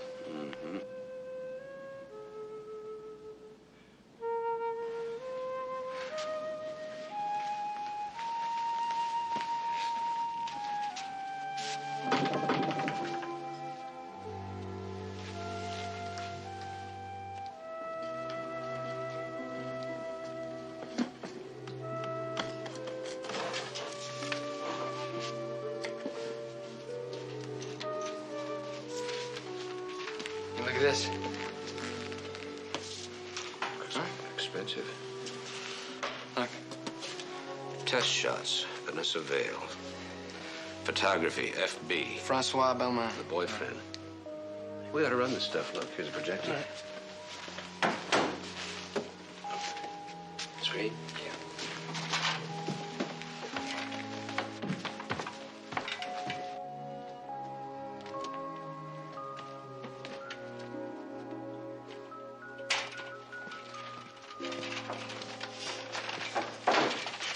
What's going on here? Nobody's supposed to be in here. The girl that lives here lived here. You must be Mrs. Roberts. You're the police.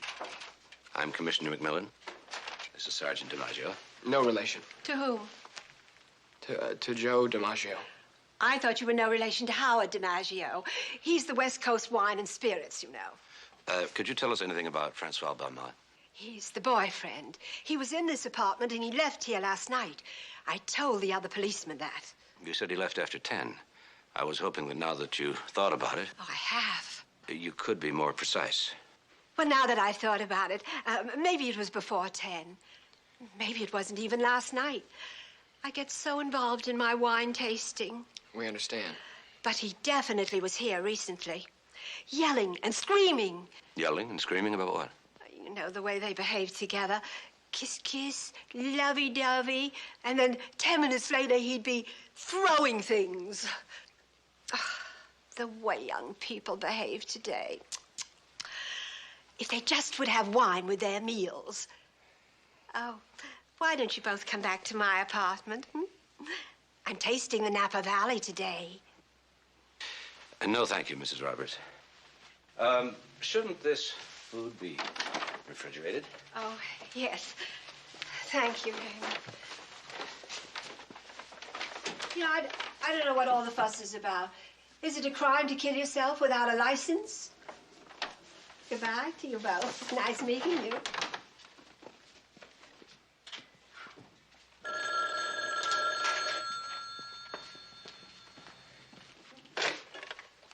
Hello. Oh, hi, Lieutenant. Yeah, it's Lieutenant Enright. Yeah. Uh-huh. Okay. Yeah, I'll tell him, Lieutenant. Bye-bye. Sir, it's about Francois Belmont. He's up in a flea bag on Union and Polk Streets. And there's some guy there with him now. A black and white is on its way.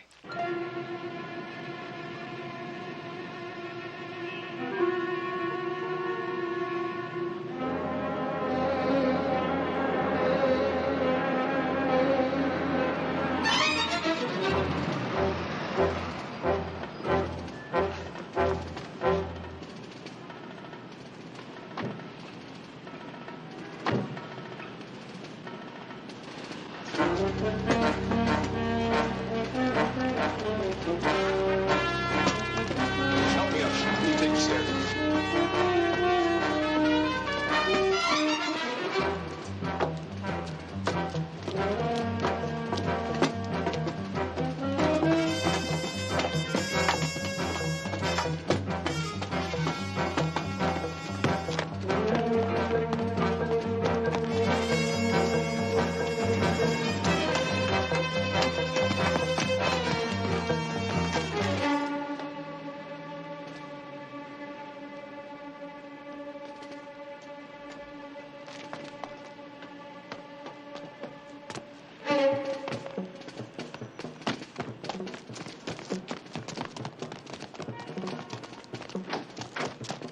He went in there.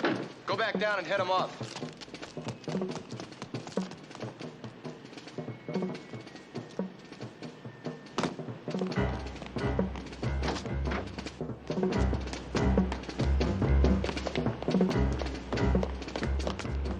There's a lot of access out of that building. I don't know where he went. Uh-oh.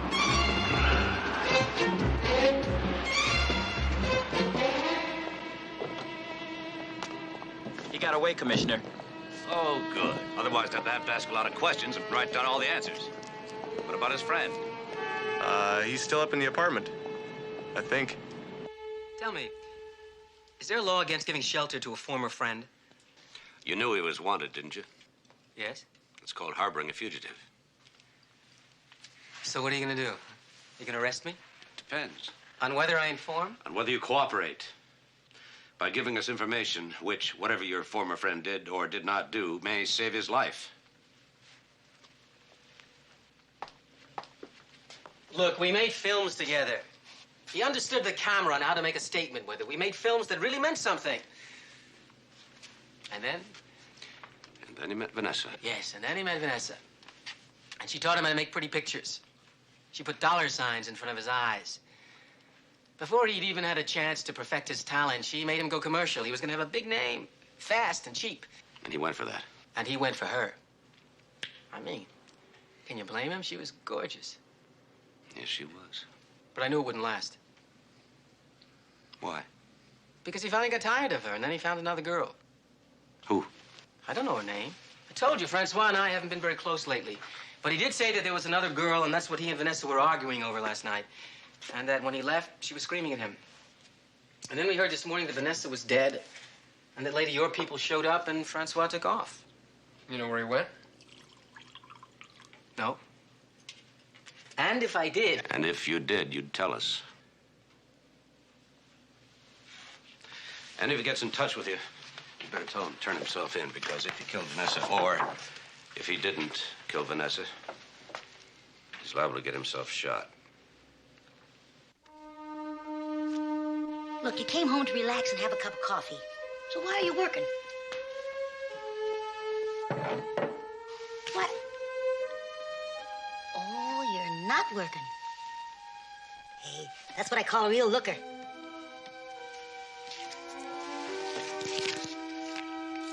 That's Vanessa Vale. Mm-hmm. Do you mind if I give you a little advice? Gonna get some, aren't I? Go after a live one.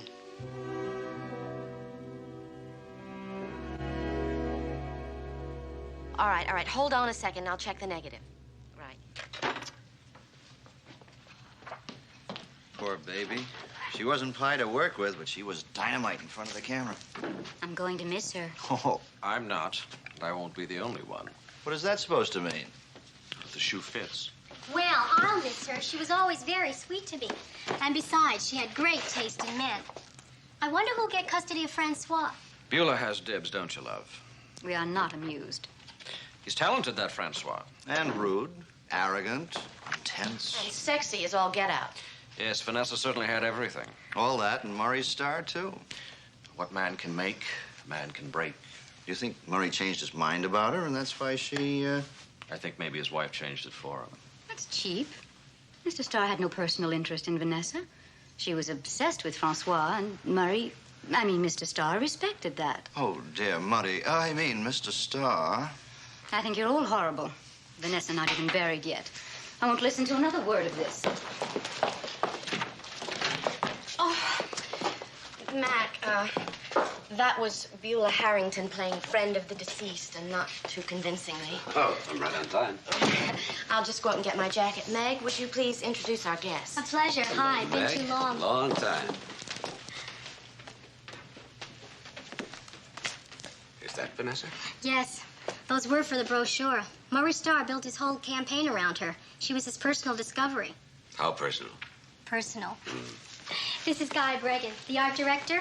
How do you do? And Ernie Hovings, the account executive for Star Cosmetics. How do you do? And this is Mac, Commissioner Stuart McMillan. Commissioner?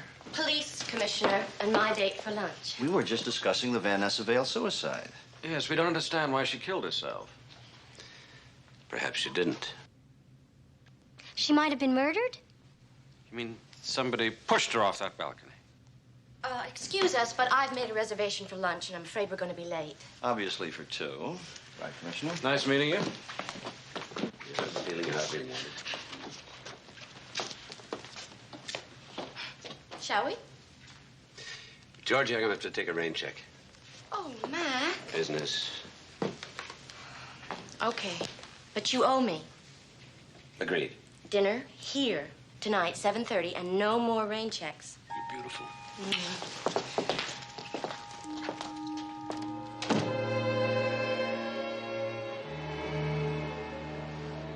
Starr? Commissioner? You do? Come in. Thank you. You're here about Vanessa. Yes, you were close friends, weren't you? People say I created Vanessa. I invented Vanessa. I fashioned her in all her beauty out of a naive, untutored young woman. We became good friends. Of course, she had other friends. How's she fixed for enemies? None that I know of. Does it have to be an enemy? What about a burglar, housebreaker? No, that's unlikely. A burglar would have stolen her jewelry. There was expensive photographic equipment. Balmain stuff. Do you know him? I told you she had other friends. Francois Balmain was one of them. He photographed her well. She never realized it was impossible not to. I take it you don't care for Mr. Balmain. More important, I knew he was bad for Vanessa, wasting her time, her talent. The irony is that yesterday at lunch, she finally saw the light. She was going to break up with him. Say, you don't think that I had anything to do with it? How does your wife feel about Vanessa? A good question. I wish I could answer it. I never asked her. And she never volunteered. My wife and I have an understanding. We respect each other's identity and each other's associations. Very progressive. Still, I'd like to talk to her. Why not, as soon as she gets back from Caracas? She left last Friday. I take it she wasn't here then when... how about you, Mr. Starr? When Vanessa was killed. Aren't you supposed to read me my rights before? Well, you do have the right to remain silent in the event that you waive... Forget it. I was taking a drive last night. After midnight? Some people do drugs, some do booze. I do driving late at night. It relaxes me. You stop any place? I never stop anywhere. Not even for gas? You know, you're right. I did stop for gas. Where? Just off the Bayshore Freeway, I guess. You guess? I didn't write it down. No, of course not. Thank you, Mr. Starr. We'll, check it out. I'm sure you will. Unless, of course, there was somebody with you to back up your story. Sorry. You were alone. I sometimes am. Do you remember this one? You were a lot younger then. You weren't. You're sweet. You know, that was the first picture that I ever had published. I guess you were lucky for me. Come a long way, Georgie. I hope you're in the mood for ceviche. Huh? Ceviche. It's raw fish. Don't you like raw fish? Did you make it? Of course I made it. Then I'll love it. Good. Then I'll eat the steak.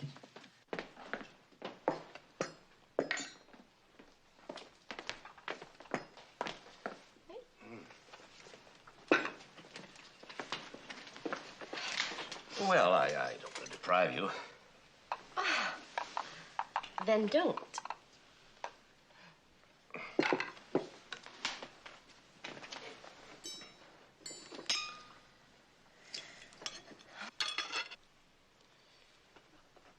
Cheers.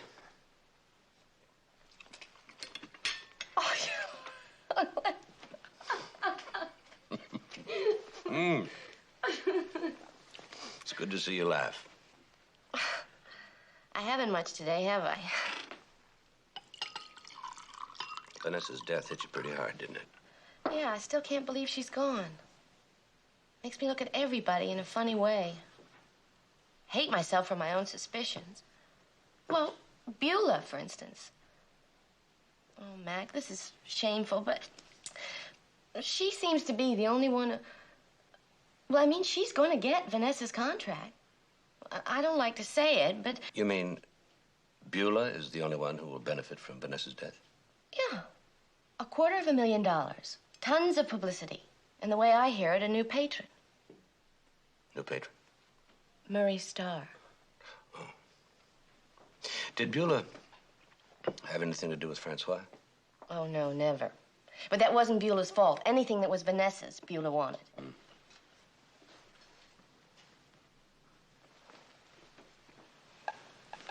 You.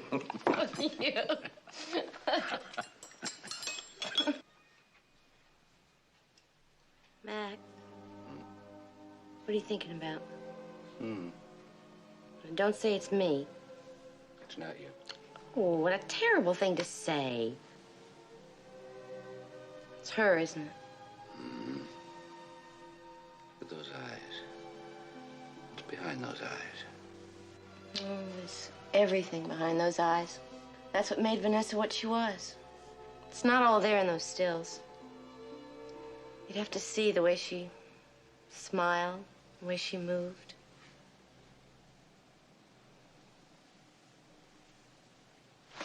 Right.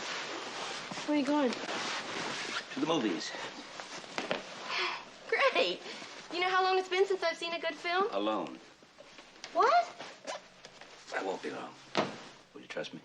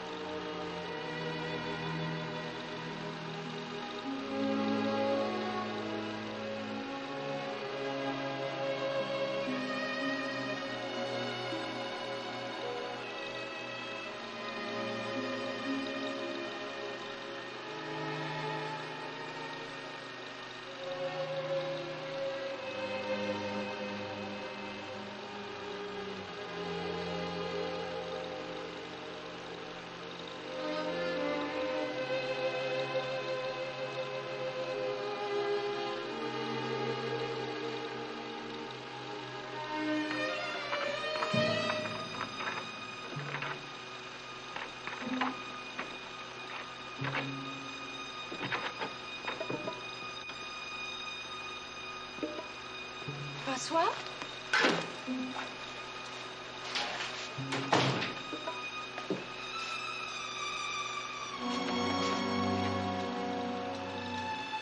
Please, don't hurt me. Take anything you want. Vanessa. Who are you? What are you doing here?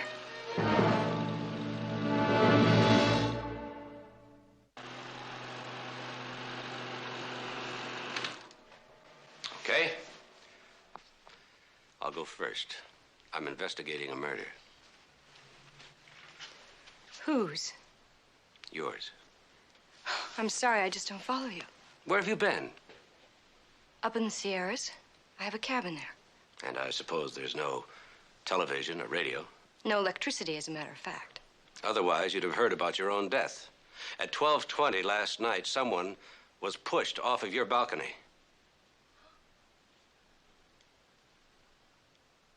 Oh, no!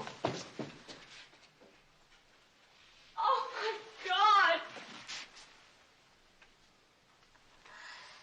It was Louise.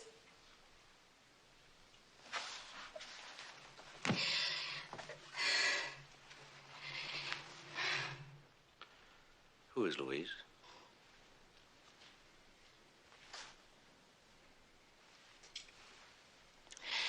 Louise Cheryl. She's my best friend. She's a travel writer. Whenever she's in town, she stayed with me. Could she have worn your clothes? We shared all the time. But who would want to kill Louise? Maybe nobody wanted to kill Louise. But somebody.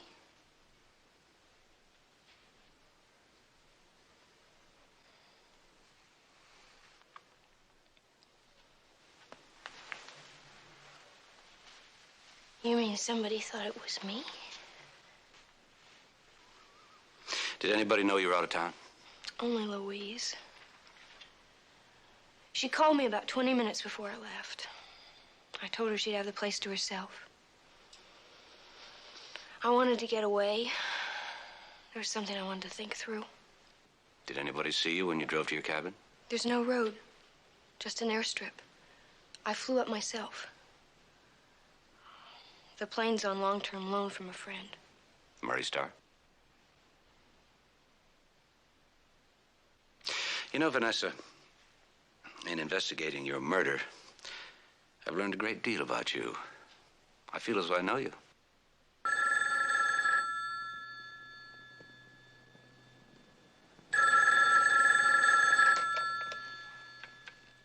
Yes?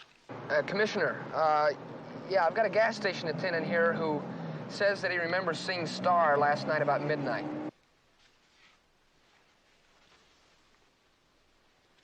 Was he alone? No. No, according to the attendant, he was with a dynamite brunette. He's sure it was Starr. Well, he identified his picture. Okay, thanks.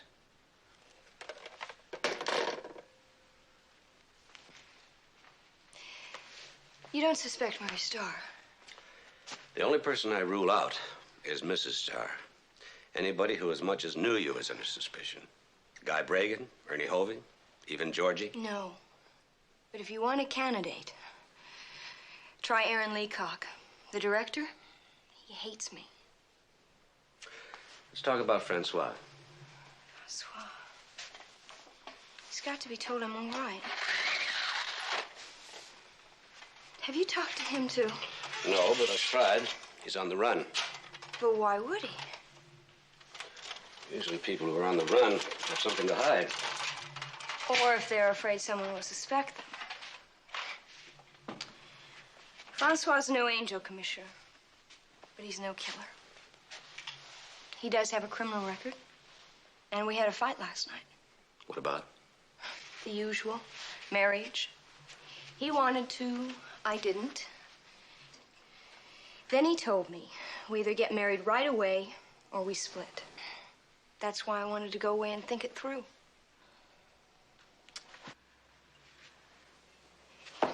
It's all my fault. If I hadn't gone away... Well, we gotta get you out of here. Somebody, we don't know who, thought he killed you. Killed your friend instead. But he or she doesn't know that. I'd like to keep that advantage. I want you to play dead.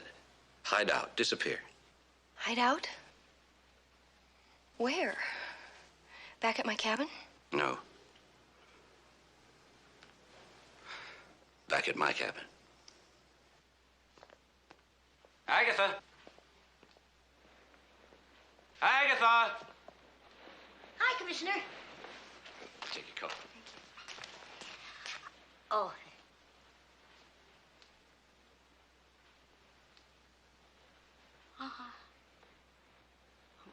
I'm not seeing what I'm seeing. You are seeing. But you're not telling what you're seeing. Nobody's to know she's alive. Vanessa. Now, she's going to be staying with us for a while. I want you to prepare the guest room. Oh, no, yeah, gotcha, yeah. Is that the best arrangement you could make? Wait, you... How about a drink? No, thanks. I feel kind of drained. I think I'll just get a bit of sleep. Okay. Talk tomorrow.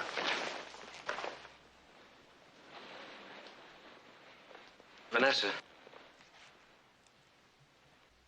Did anybody else beside Louise have a key to your apartment? Francois.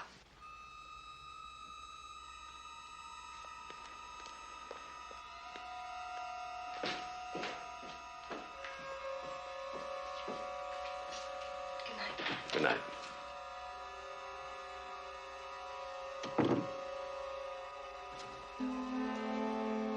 Still not right. The drape isn't hanging properly. Can't you see it's loose in all the wrong places? Ugh, not that tight. Now I can't breathe. It looks awful. Miss Harrington? Yes? Commissioner? Ma'am, do you think you could stick pins into somebody else for a while? I could, but my heart wouldn't be in it. Miss Harrington. Call me Beulah. Beulah. According to your statement, you were in bed when Vanessa Vale was murdered. That's right. But of course, I don't have any witnesses, Commissioner. How about the gas station attendant who saw you with Murray Starr? In my bedroom? No, at the station. You do remember being out with Murray Starr, don't you? I'm not sure. You're not sure whether you were in your own bed or out driving around with Murray Starr? It's very interesting. Because you were at a gas station not far from Vanessa's apartment somewhere around midnight. Vanessa was murdered at 12:20. You don't think I... You can't possibly. When all else fails, Beulah, try the truth.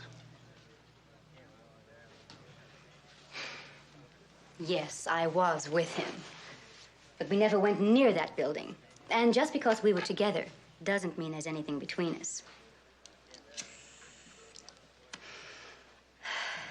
I got this letter, and I called him because I thought he ought to see it. That's why we were together that night. What kind of letter? A letter accusing me of having an affair with Murray Starr. It was a threatening letter. Of course it wasn't signed. No, but I was pretty sure who it was from. Murray Starr's wife? Mm-hmm. Murray tore it up and threw it away. He said I should just forget it. He told me they had a very progressive relationship. That's what Murray always said. But I guess deep down, Jenny Starr had her pride. Was that all, Beulah? That's all, Commissioner. Swear it. I guess so. I'll be better when you're here, though. Well, I'll be home in about 45 minutes. Tell him I'm making a banana souffle. Mac, Agatha said to tell you she's making you a banana souffle. Yes, I heard. And tell her I'm only coming home for lunch, not to a state banquet. I'll see you later. Bye-bye. You ready? Oh, what? For what? Well, something elegant yet unpretentious would be fine. I'm not particular. Oh, lunch. Yeah, our date, remember? Well, Georgie, something's come up. Oh, well, you can tell me about it over my lobster salad, darling. I'm starved. I've got to cancel. I've made an appointment. Oh, it must be terribly important. Break it. I can't. Oh, now, Mac, what business could be more important than me? Oh, Georgie, you're not being fair. No, of course I'm not. But good little sport that I am, why don't I drop you off? Oh, no, it's way out of your way. Besides, I have my own car. Thanks. Oh, no, it's no trouble at all. Where are you going? Georgie, I'm going home for lunch. Oh, how quaint. How marvelously old-fashioned of you. Well, I'll tell you what, why don't I go along? I said it was business. Yes, I know what you said. And now you listen to me. I called Agatha a little while ago because I wanted to find out your favorite restaurant around here so I could surprise you and take you to lunch. And she hemmed and she hawed, and she finally told me not to bother because you wouldn't be able to make it. And the way I piece it together is that you've got a romantic little tryst waiting for you back at your apartment during my lunch hour. And don't try to tell me about her, Commissioner. I don't want to know. What was that? Oh, just a little attack of jealousy. Well, I guess it's nice to know that somebody cares, sir. Oh, thank heavens you're here. I've been trying to get you all day. Your banana souffle fell. She's gone. Vanessa, gone.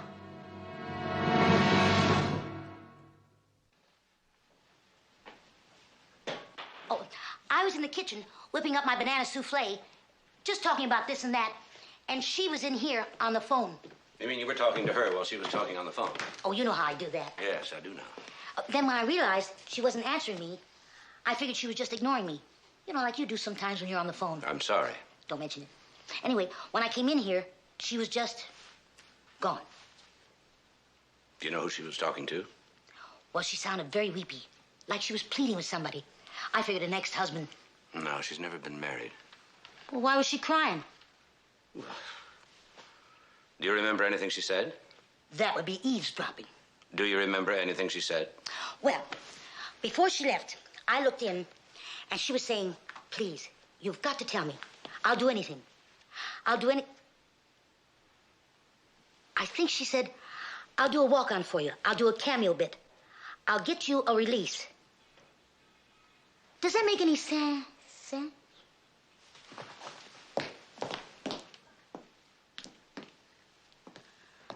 Come in. No, financing is no problem. And we'll have a Arnold, I'll talk to you later. All right, what do you want? Congratulations. On what? I hear you're going to make a picture. Vanessa going to be in it? Maybe. Wrong answer. You're supposed to say, are you crazy? Vanessa's dead. You knew she's alive, didn't you? You knew we were investigating a murder. Why didn't you tell us? I didn't tell my mother either. Withholding information? Harboring a fugitive? Adds up to a felony. Now, if I make one little phone call, you won't make your picture for quite some time. Where's Francois? I don't know. He calls in every now and then, but he never tells me where he is. And that's the truth. DiMaggio, any messages? Oh, yes, sir. A lady called here for you. She said it was important, but she wouldn't leave her name. Said for you not to worry, that you'd understand. And of course, you didn't say where she was. No, sir. But wherever it is, there was an engine in the background. What, a boat? Maybe a race cars? A plane? Well, not a jet plane, sir. A jet goes, not, A private plane? Maybe. Thanks, Sergeant.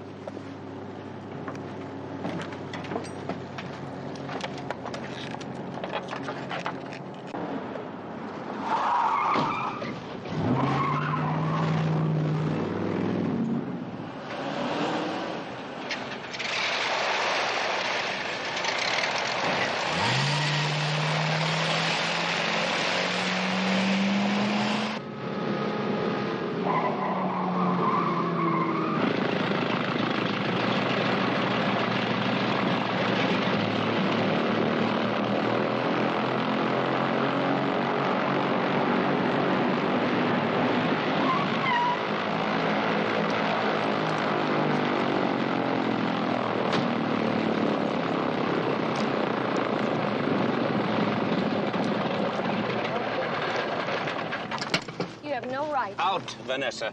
What do you think you're doing? You're going up to the cabin, aren't you? Francois up there.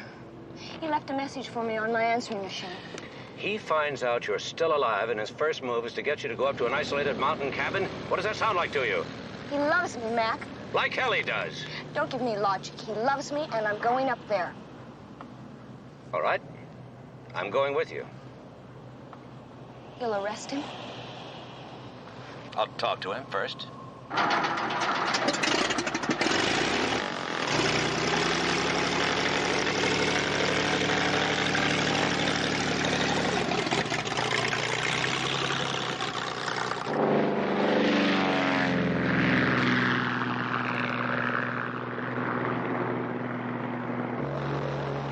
You're sure you can fly this thing? I'm the Red Baroness.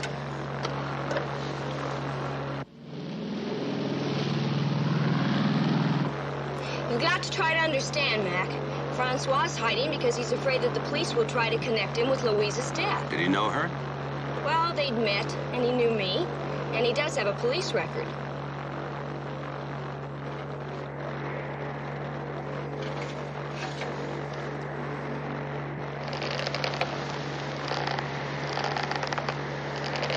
Uh-oh. What's wrong?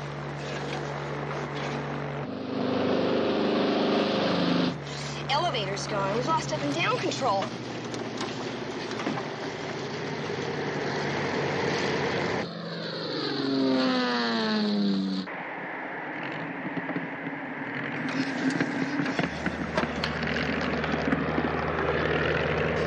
Hope you can land this thing.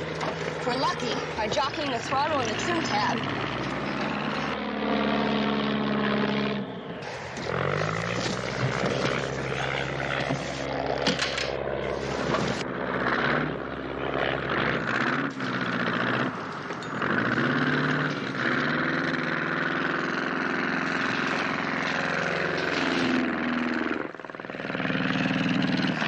So far, so good. Landing's the tough part.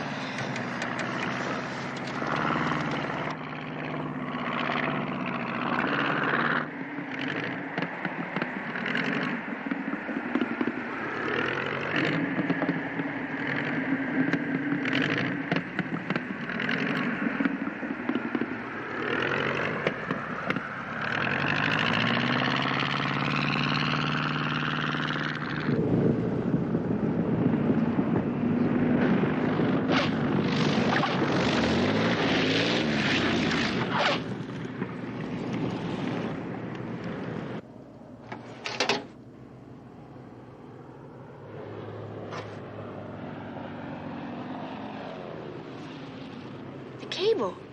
It snapped. Mm-hmm. How could that have happened? How could it not happen? Most of the strands have been cut, see? Only one strand left. Who? Who do you think?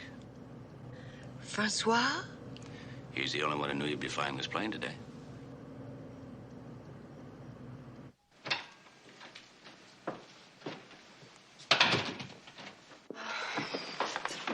Mac, I'm sorry about today. About running off without telling you. Oh, forget it. People do funny things when they're in love. Hmm. When they think they are. I don't know what to think. Why don't you get some rest? Okay. Good night. Good night.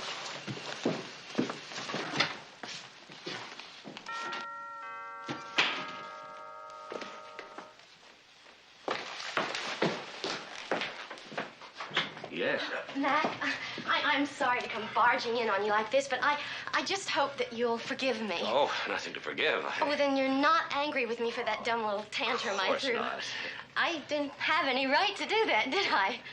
Why don't we talk about this tomorrow? I've got a lot of things I have to do. Georgie! Well, it's just like Grand Central Station, isn't it? I mean, with all of us meeting at the door at the same time, night all. Something's going on. Why don't we go see? No. Somebody else is here. Where? There's nobody here. Well, then you won't mind if I take a look for myself? Georgie, if you open that door, something in our relationship is going right down the drain. It's called trust. Oh, Mac, now, I want to trust you. It's your decision, not mine. Oh, Mac, I'm sorry. Georgie, I really have work to do. All right, look, I don't want to bother you, but if there's anything that I can do to help, then please let me know. I promise. Well, it was a lovely evening, even though it didn't last long. Good night. Will you call me tomorrow? I promise. All right. Oh, Georgie. You finish shooting your campaign With Beulah? tomorrow, don't you? Right. Well, why don't you have a party? Invite all your friends. Nothing elaborate. Well, sure. What time? Oh, 5-ish. Let's make it a cocktail party. Right, done. Terrific. Now, you sure that you don't want to tell me what all this is I'm about? positive. Good night. Good night.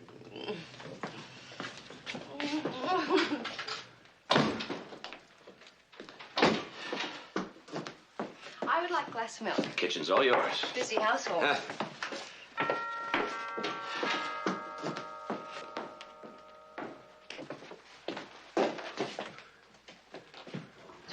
Mac, I just wanted to tell you how happy I am that I never opened that bedroom door. Good night, Georgie. Good night. You better get out of here before I change my mind. Good night. Good night.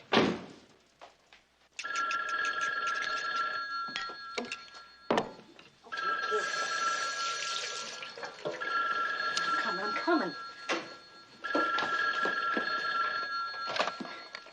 Agatha.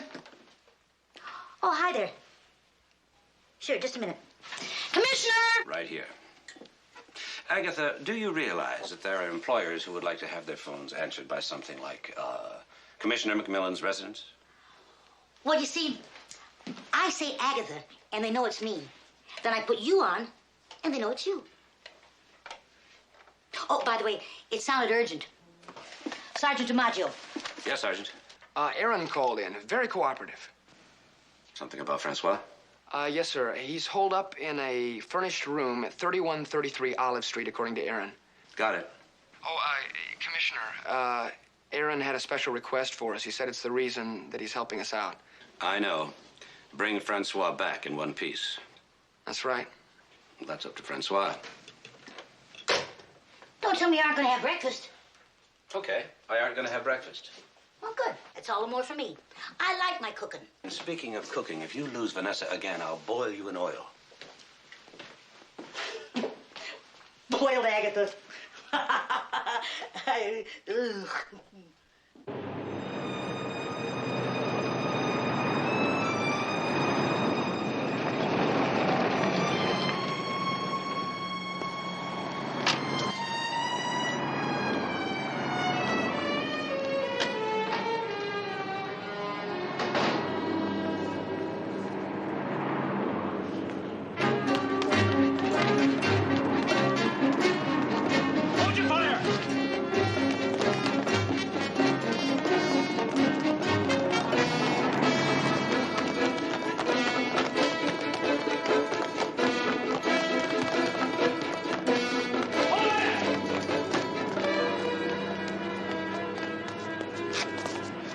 Read him his rights.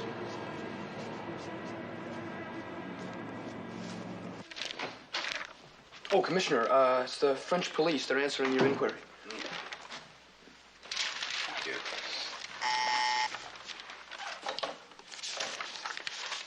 Send him in, please.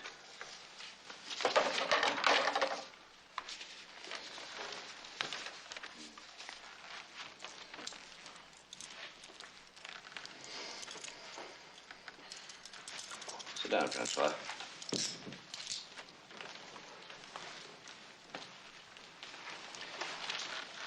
This telex is about you, Francois. One arrest for assault on a girlfriend. Another for starting a free-for-all at a rally. Another for instigating a night fight in a cafe. You're what the law might term violence-prone. I'm flattered. It could sway a jury.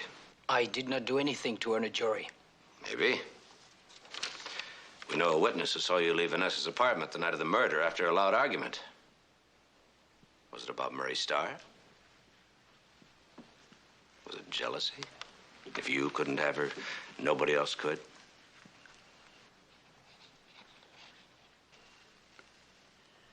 Sir, did you... No, here. Huh? Suppose you left Vanessa's apartment and then came back and found her on the terrace. That was your opportunity. You could push her over the railing. When did you first find out you killed Louise, not Vanessa? I did not kill anybody. Where were you yesterday morning? You were supposed to be with Vanessa up at her cabin. You were the only one who knew she'd be flying. You cut the cable on her plane. That's a very interesting story, Commissioner. Don't waste it. Sell it to the television. Well, if I'm wrong, you could straighten me out. Would you believe me? Would you believe a violence-prone, marijuana-smoking foreigner who does not conform to your bourgeois mentality? Try me. Believe what you want. You will anyway. All right, Francois, thank you. Meg, babe, you better get upstairs and get ready. But they're early. I know. Murray, darling, you're early. But I'm so glad that you could make it. It needs to be made right now as a drink. Oh, fine. The bar's right over there. You look stunning, Beulah. Thanks. Murray's pleased with the proofs. Oh, I'm so glad. You know, Georgie, they're not as good as the ones you did of me way back when. Oh, but darling, I was younger then.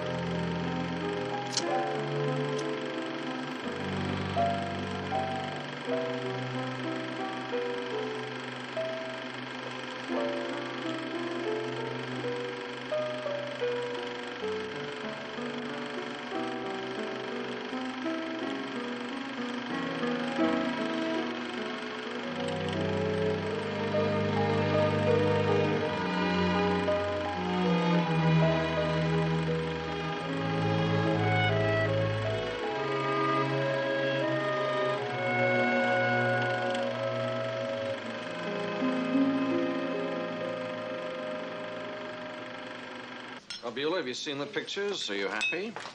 Well, frankly, I've been shot better. Next time we'll shoot you with the Colt 45.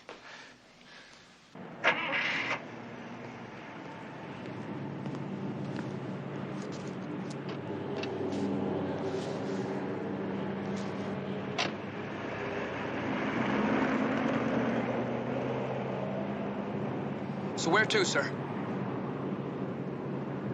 Georgie's place? Hmm? Oh, no, first to my apartment. Are you getting taller, or is it my imagination? Oh, no. It's just the cushion. I had a rough time getting the department to issue it, but I told them it was for your comfort. Your pillow is for my comfort. Well, it's true in a way. You see, it's tough for me to drive with the seat pushed all the way back, and if the seat is not pushed all the way back, then there wouldn't be enough room for your legs. Oh. So if I sit on a cushion, then we're both about the same height.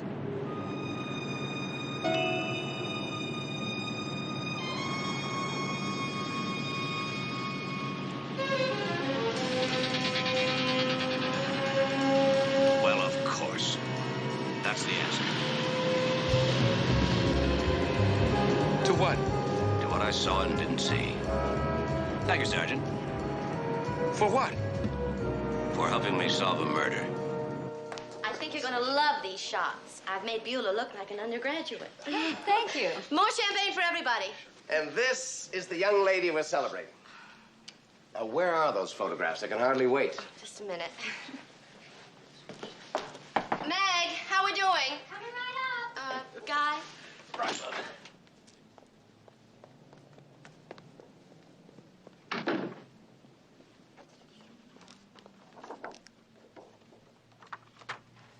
Fabulous. Sensational.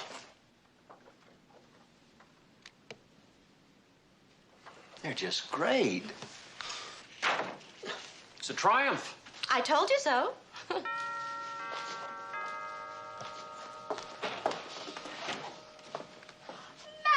darling, what a surprise. Am I overdoing it? Just a little bit.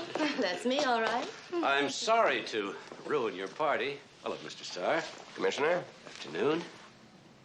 Very nice. Thank you. Hello. Commissioner? Hi.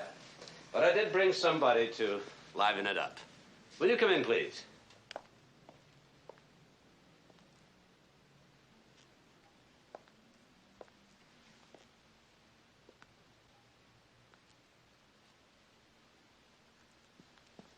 Vanessa, we thought you were...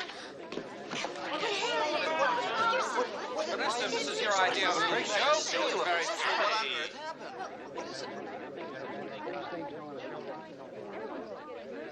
She was my house guest.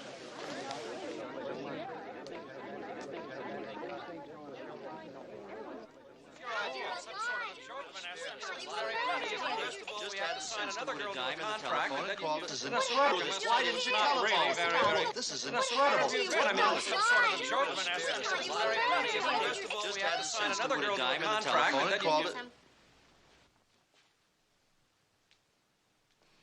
Don't, Francois. Don't look at me like that. I didn't tell the police, Francois. You didn't tell the police what? I didn't tell anything.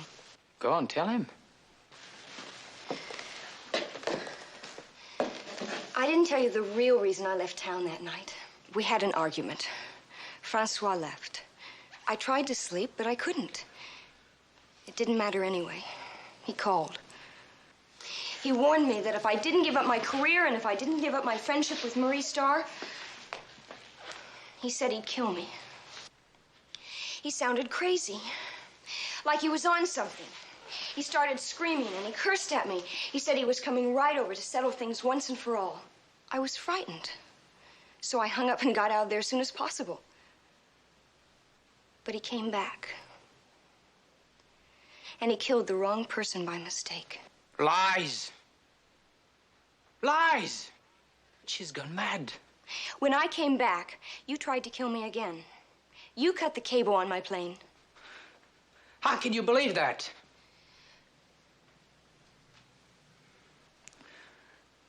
It was true. We argued that night. But it was not about Murray Starr. It was about another woman. I was in love with her. Vanessa found out about it. I was her possession. She owned me. Not a word of this is true. I left her and her screaming. I went home, but she didn't let me rest. I got a phone call. She said if I was not back in 15 minutes, she was going to throw my camera in the incinerator. She knew what that camera was to me. So I came back. And outside the building, there were people. A man said somebody had fallen from the building. So I pushed through to take a look. It was Louise. It was Louise, you see. And she was dead. How could you be sure it was Louise? The amethyst ring. I gave it to her. It was my grandmother's. So Louise was the girl you were in love with? Yes. But that was Vanessa's ring. I photographed her wearing it. No. Louise just loaned it to her for the pictures. She didn't know Louise was wearing my ring. So you saw Louise, the girl you were in love with, dead, lying on the sidewalk, and then you just turned around and walked away? All I could think about was myself. Saving my skin. Somehow I knew that she didn't just fall. That it could not have been an accident. That she had been pushed over that balcony. And I knew I would get the blame for it. My fingerprints all over Vanessa's apartment. My police record. Yes, I ran. For all the wrong reasons. But I am not a murderer. He's lying. I never knew about him and Louise. How tall are you, Vanessa? 5'4". 5'4". I'm 6'4", and yet when we sat in the plane together, our heads were the same level. Maybe the seats are different. No, you were sitting on a parachute. I always do. No, you don't. Because in the movie that Francois shot of you, you weren't wearing any. I'm a very good pilot. I know. And a parachute, Mac, they're not really required. And anyway, the straps wrinkle my clothes. Why were you wearing a parachute when I flew with you? I don't know, I just did. I'm saying you plotted to get rid of me. After leaving all your little clues lying around, you knew I'd show up at the airport. You were waiting for me.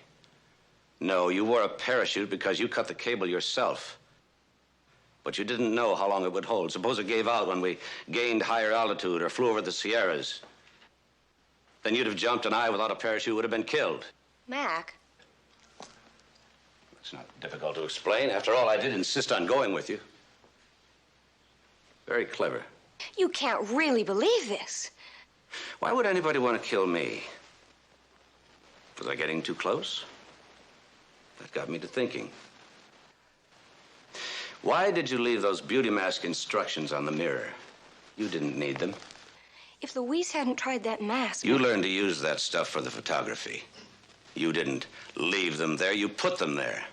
Why would I? To get rid of Francois and Louise at the same time. And the only way you could get rid of them both was to frame him for her murder. And make it look like an attack on you. That was very, very clever. It was. Do something. You're my friend. Help me. You don't need a friend, my darling. You need a lawyer. Booker.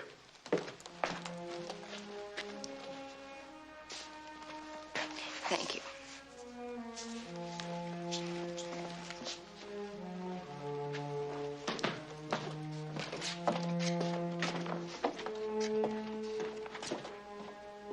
Georgie, if you open that door, something in our relationship is going to go down the drain. It's called trust. Mac, now why couldn't you trust me? I trust you with my life. Well, then why couldn't you tell me about Vanessa? Because a good cop keeps his mouth shut, especially to over-inquisitive, gorgeous blondes. Here, I need a drink. No, you've had enough. No. Well, then you knew Francois wasn't guilty, even before you got the two of them together for that little showdown? I found out 10 minutes before we got here. See, we were riding in the car. And... Yeah. Don't ask. If I can't have another drink, how about something to eat? I'm getting hungry. I've got couscous cooking. Huh? Couscous. Sounds plural.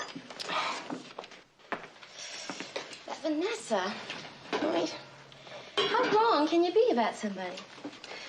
Well, I suppose the only thing that matters to me about a woman is her cheekbones. Now, with men, it's different. I think I'll shoot you photographically. Oh, that's a relief. Let's set up a date for a session. How about next Wednesday afternoon? Do you work at night? Oh, beautifully.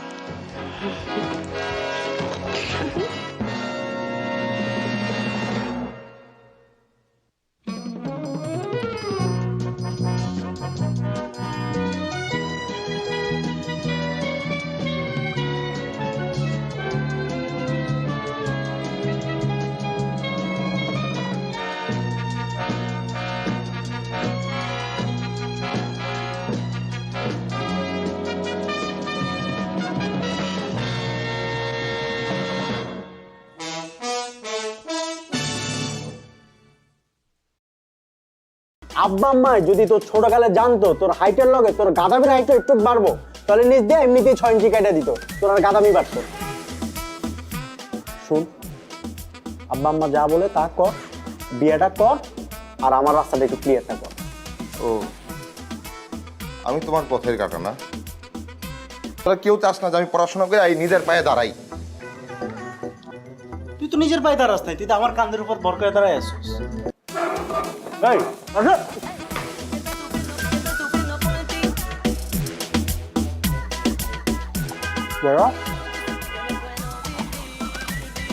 এই কি তোরা সকালবেলা এরকম কান্দতেছিস কেন?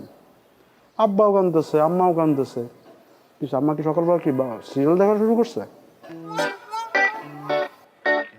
তাহলে কিছু চুরি হয়েছে বাসায়? কেউ মারা গেছে? কেউ কি মরার আগে হসপিটালে অ্যাডমিট হয়েছে? তাহলে কি হয়েছে? সবাই এরকম আয়োজন করে কাঁদতেছে কেন?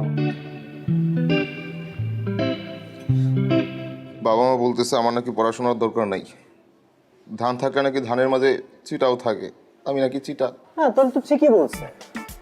আর তুই কখনো দেখছো আব্বা আম্মা পোলাবাড়ির সাথে মিথ্যা কথা বলে? ভাই কি ওই কথা কইছে?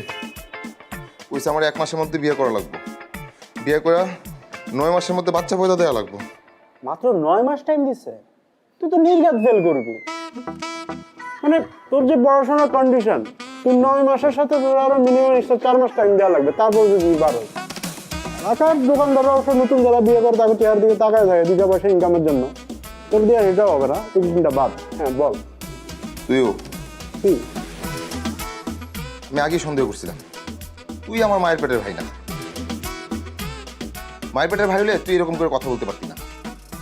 তোর আমার না কোনো মিল নাই, না আছে স্বভাবের মিল, না আছে চরিত্রের মিল, না আছে তোর এই যে চেহারার মিল, গায়ের কালারের মিল, কোনো কিছু মিল নাই। বাইকটা শোন, আব্বা আম্মা যদি তোর ছোটকালে জানতো তোর হাইটের লগে তোর গাদামির হাইটটা একটু বাড়বো, তাহলে নিজ দিয়ে এমনিতেই 6 ইঞ্চি কাটা দিত, তোর আর গাদামি বাড়তো। শুন, আব্বা আম্মা যা বলে তা কর, বিয়েটা কর, আর আমার রাস্তাটা একটু ক্লিয়ারটা কর। ও, আমি তোমার পথের কাটা না? আমি তোমার জীবনের বাধা? তোরা কেউ আমার ভালো চাস না, তোরা কেউ চাস না যে আমি পড়াশোনা করে এই নিজের পায়ে দাঁড়াই। তুই তো নিজের পায়ে দাঁড়াস নাই, তুই তো আমার কাঁধের উপর ভর করে দাঁড়ায় আসছিস। শোন, আমি তোর ছোট হিসেবে চাই তুই আব্বা আম্মার কথাটা শোন, তুই 1 মাসের মধ্যে বিয়েটা কর, আমি কবজি ডুবায়া তোর বিয়ার কাচ্চি খাবো, বুঝছস?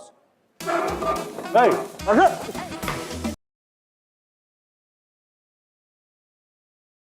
চোখ বন্ধ করলে তুমি যে কি করবে আমি জানি না। কি বলো? কি করব? জানি জানি আমি। বন্ধ করো না, চোখ বন্ধ করো। সত্যি কিছু করবে না তো? 100%। ঠিক আছে, করলাম। Will you marry me? Mobile? নতুন মোবাইল, আল্লাহ করছো কি তুমি? Thank you so much.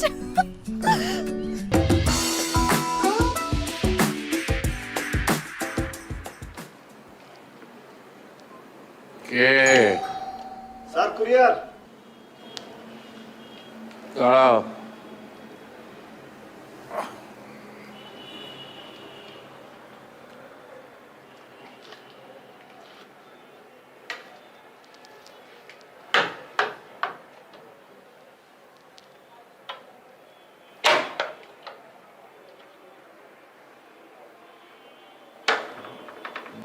ওরা তো বাসায় কেউ নেই, তুমি টেবিলের উপর রেখে দিয়ে যেতে পারবে?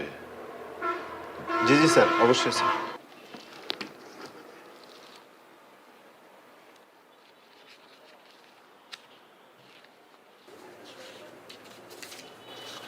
স্যার রিসিপ্ট স্যার, সই লাগবে স্যার একটা।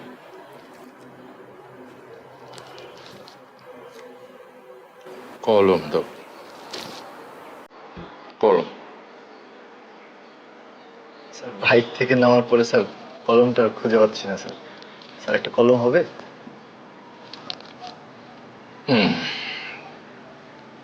দাঁড়াও। জি।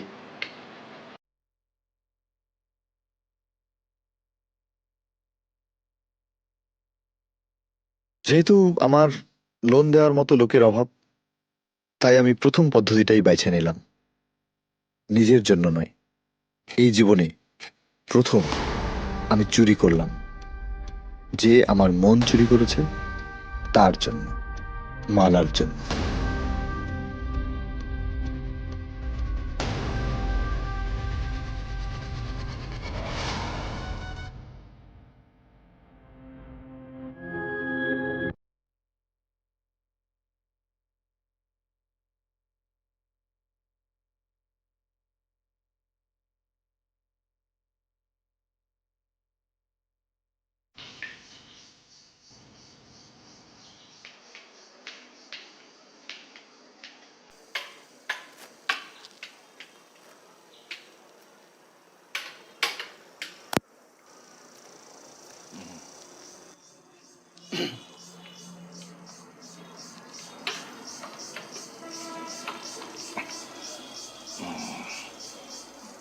ঠিকানাটা কি আছে ওখানে?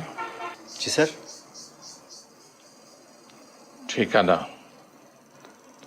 স্যার আলেকজান্দ্রিয়া, ইজিপ্ট, মিশর থেকে আসছে স্যার। ও, মিশর। মিশর তো দারুণ একটা জায়গা, বিশেষ করে অ্যান্টিক্সের জন্য। আমি যতবার গেছি মিশরে, ততবারই আমি কিছু না কিছু নিয়ে এসছি সেখান থেকে।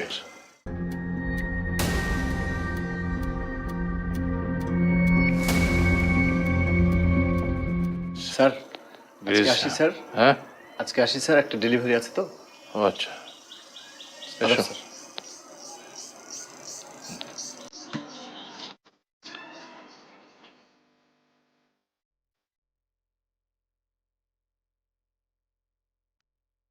অন্ধপুরের ঘড়ি বিক্রির টাকায় মালার জন্য একটা ভালো মোবাইল কিনে ফেললাম। ফলে বাকি চুরির জিনিসপত্র নিয়ে আমি মোটেও ভাবিত ছিলাম না।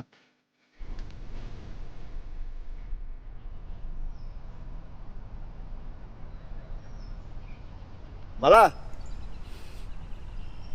আজকেও দেরি করে আসছো। প্রত্যেক দিন তুমি দেরি করো, কি সমস্যা তোমার? তুমি না বলো যে আমার মধ্যে একটা নায়ক নায়ক ভাব? দেখো না সিনেমায় নায়ক দেরি করে ফেলে, নায়িকা অপেক্ষা করে থাকে। আচ্ছা সরি সরি সরি সরি। মন খারাপ করো কেন? তোমার জন্য একটা জিনিস আনছি, বলো কি আনছি। কি জিনিস? দাও। কি আনছো? দাও না। না না না, তুমি একটু চিন্তা করে দেখো কি আনছি। এত চিন্তা করতে পারবো না তো। বলো, মাথাটা একটু খাটাও। আরে কি ঘোড়া ডিম নিয়ে আসছো? দাও না, দাও। আচ্ছা তাহলে চোখ বন্ধ করো। চোখ বন্ধ করলে তুমি যে কি করবে আমি জানি না। কি বলো? কি করব? জানি জানি আমি। বন্ধ করো না, চোখ বন্ধ করো। সত্যি কিছু করবে না তো? 100%। ঠিক আছে, করলাম। Will you marry me? Mobile? নতুন মোবাইল আল্লাহ করছো কি তুমি থ্যাংক ইউ সো মাচ আমার একটা ফোন কি দরকার ছিল জান তুমি এটা কি করছো ধর ধর ধর ভালো হয়েছে না ভালো হয়েছে না দেখো বলছিলাম না তোমার কথা দিছিলাম না ছবি তুলে দেখো হ্যাঁ ছবি তো তুলবই দাঁড়াও নতুন মোবাইলের প্রথম ছবি তোমার সাথে আসো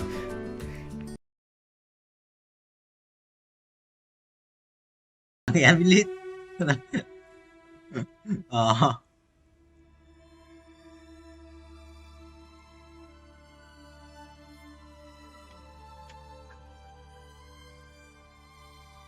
thì sao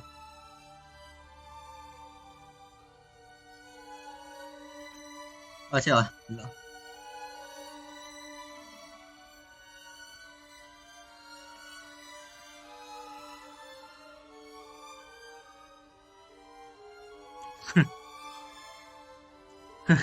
làm chi mà bố với em trẻ lắm 57 58 59 sống video 1 ngày 67 của tôi ghét trộn bị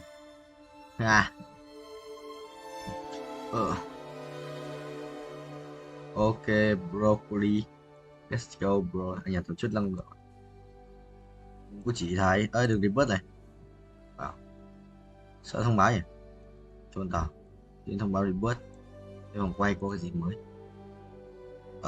chôn này 12 13 tiếng mới được một lần mà chôn không 75k một cái quả trứng này mở binh anh có legendary quả kia rồi không mở quả này mở quả này sự được binh chi linh hơn đấy đợi thêm một tí chơi game bắt đầu luôn let's go boy beer con này à wow Watley nhầm cái dao nó xá thì khóc chứ mà được 2 lần nữa mấy rồi ra beer đừng có quá càng lâu nhanh rồi ô legendary ạ anh tưởng ra lên Watley chứ thực sự mình chỉ không phải chơi game nha vào game đài rồi xong 15k pet cho đây đâu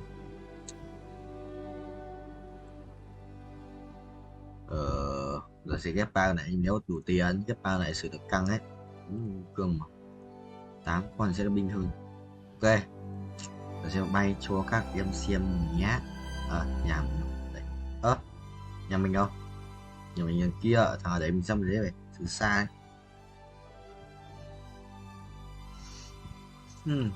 cổng gì vậy vui lắm rồi thầy tôi bị bắn rồi ôi không tôi đang bay các broccoli tôi đang bay bro đây là một củ không chưa là một củ được không anh phóng vượt rồi vượt tốc rồi được xong nạch mặt qua luôn mà đừng phớt một vòng mà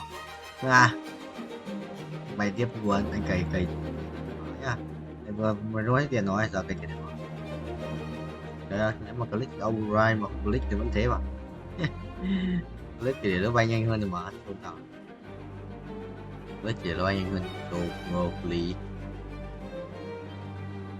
rồi có cô khiêu vũ nhưng mà cái chọn như khác ấy à không quan chơi hàng vũ thế có khiêu vũ nhưng có một thằng có tẩy heo nó chọn như gì lò cấp 10 đá gì gần lợn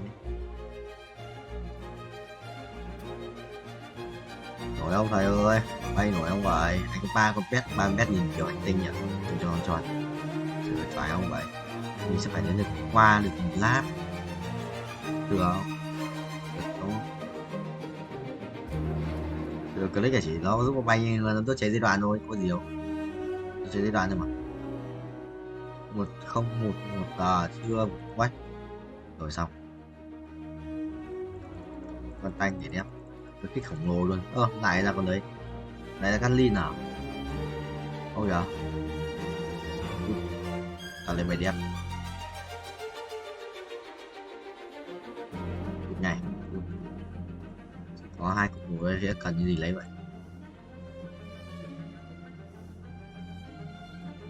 cái thằng rồi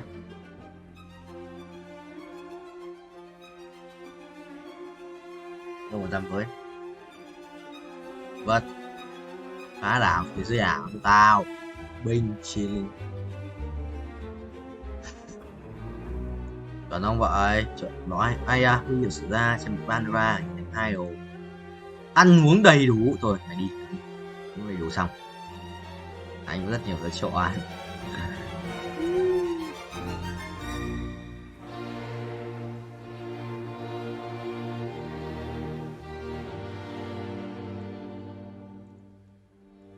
ăn uống đầy đủ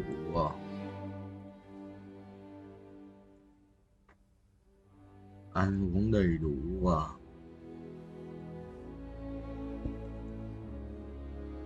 đấu sĩ à thôi bài salad rồi nhưng đầy đủ salad xong bài salad để sẵn đầy từng qua ấy. bình bình bình bình bình bình bình bình bình bình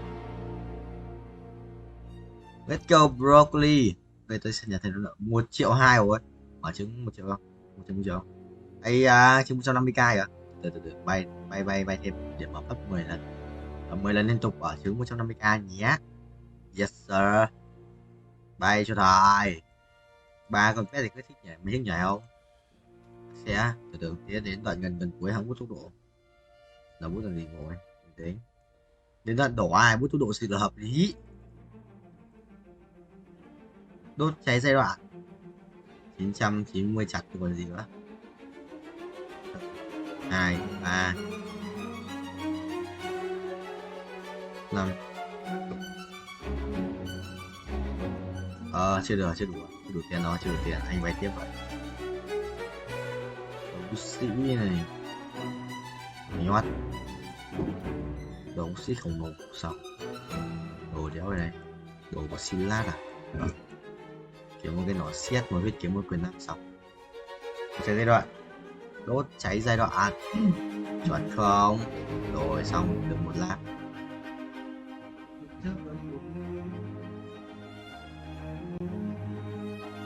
bao giờ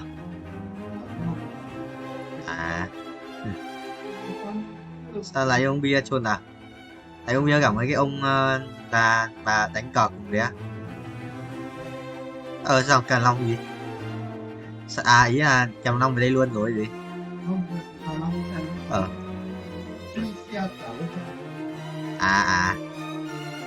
rồi có thể không uống 10 đến vòng bia chở con gái người ta về chôn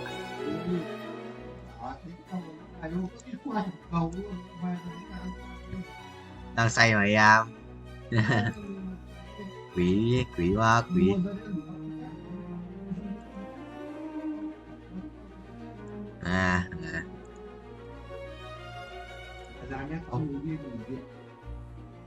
đéo nghĩ à em tôi vừa lỗi rồi gì thì mắc cả nhà thêm vào xả vậy này đã mình sẽ ấy cho bạn như vậy đồ blog cho bạn như vậy chơi nào chị tao có cái gì auto được để cho auto rồi xả mấy con cách gì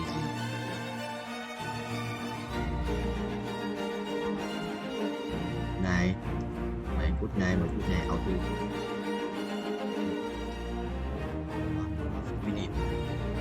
rồi epic mở đi dạ về phút ban nào càng lâu thì càng tốt càng lâu anh càng thích 5 cái bài 1 2 3 cái 45 giờ ra hết 1 2 không phải tôi đọc nó ra reo rồi nó reo luôn rồi thôi bây giờ chạy tiếp người ta bay tiếp điểm biết sao nhỉ điểm rồi đầy máu kìa cảm ơn tâm anh sẽ bay tiếp kiếm tiền ở trong thì để anh xin xóa mình biết nhỉ chưa xóa được trốn đi chợ không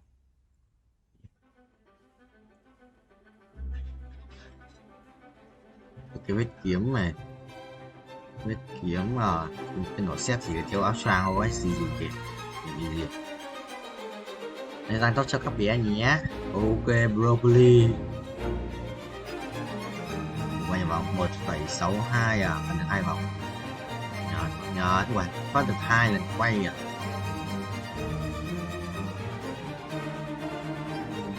Để reverse thì mới được bây giờ.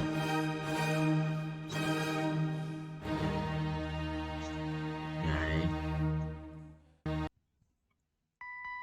Đây là không có con defense. Người nhà để ý.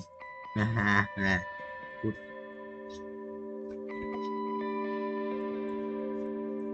Muốn đấu sĩ ở binh hơn đấy. Đấu sĩ sẽ chấp nhau một chút kinh nhé. 62 hết đỡ hết 6 lít kiếm tiền sử dụng nhanh mà. Sau xóa pet đi mà. Để xem nếu xóa pet rác rưởi. Không có tiền để gai lép cái này chứ. 7 bay đấy. 120 rồi, sắp được bay được một cái rồi nè. Bay một cái. Thắng này. Gần thua mà, thắng vậy. Thắng chí bro. Thắng chí broccoli.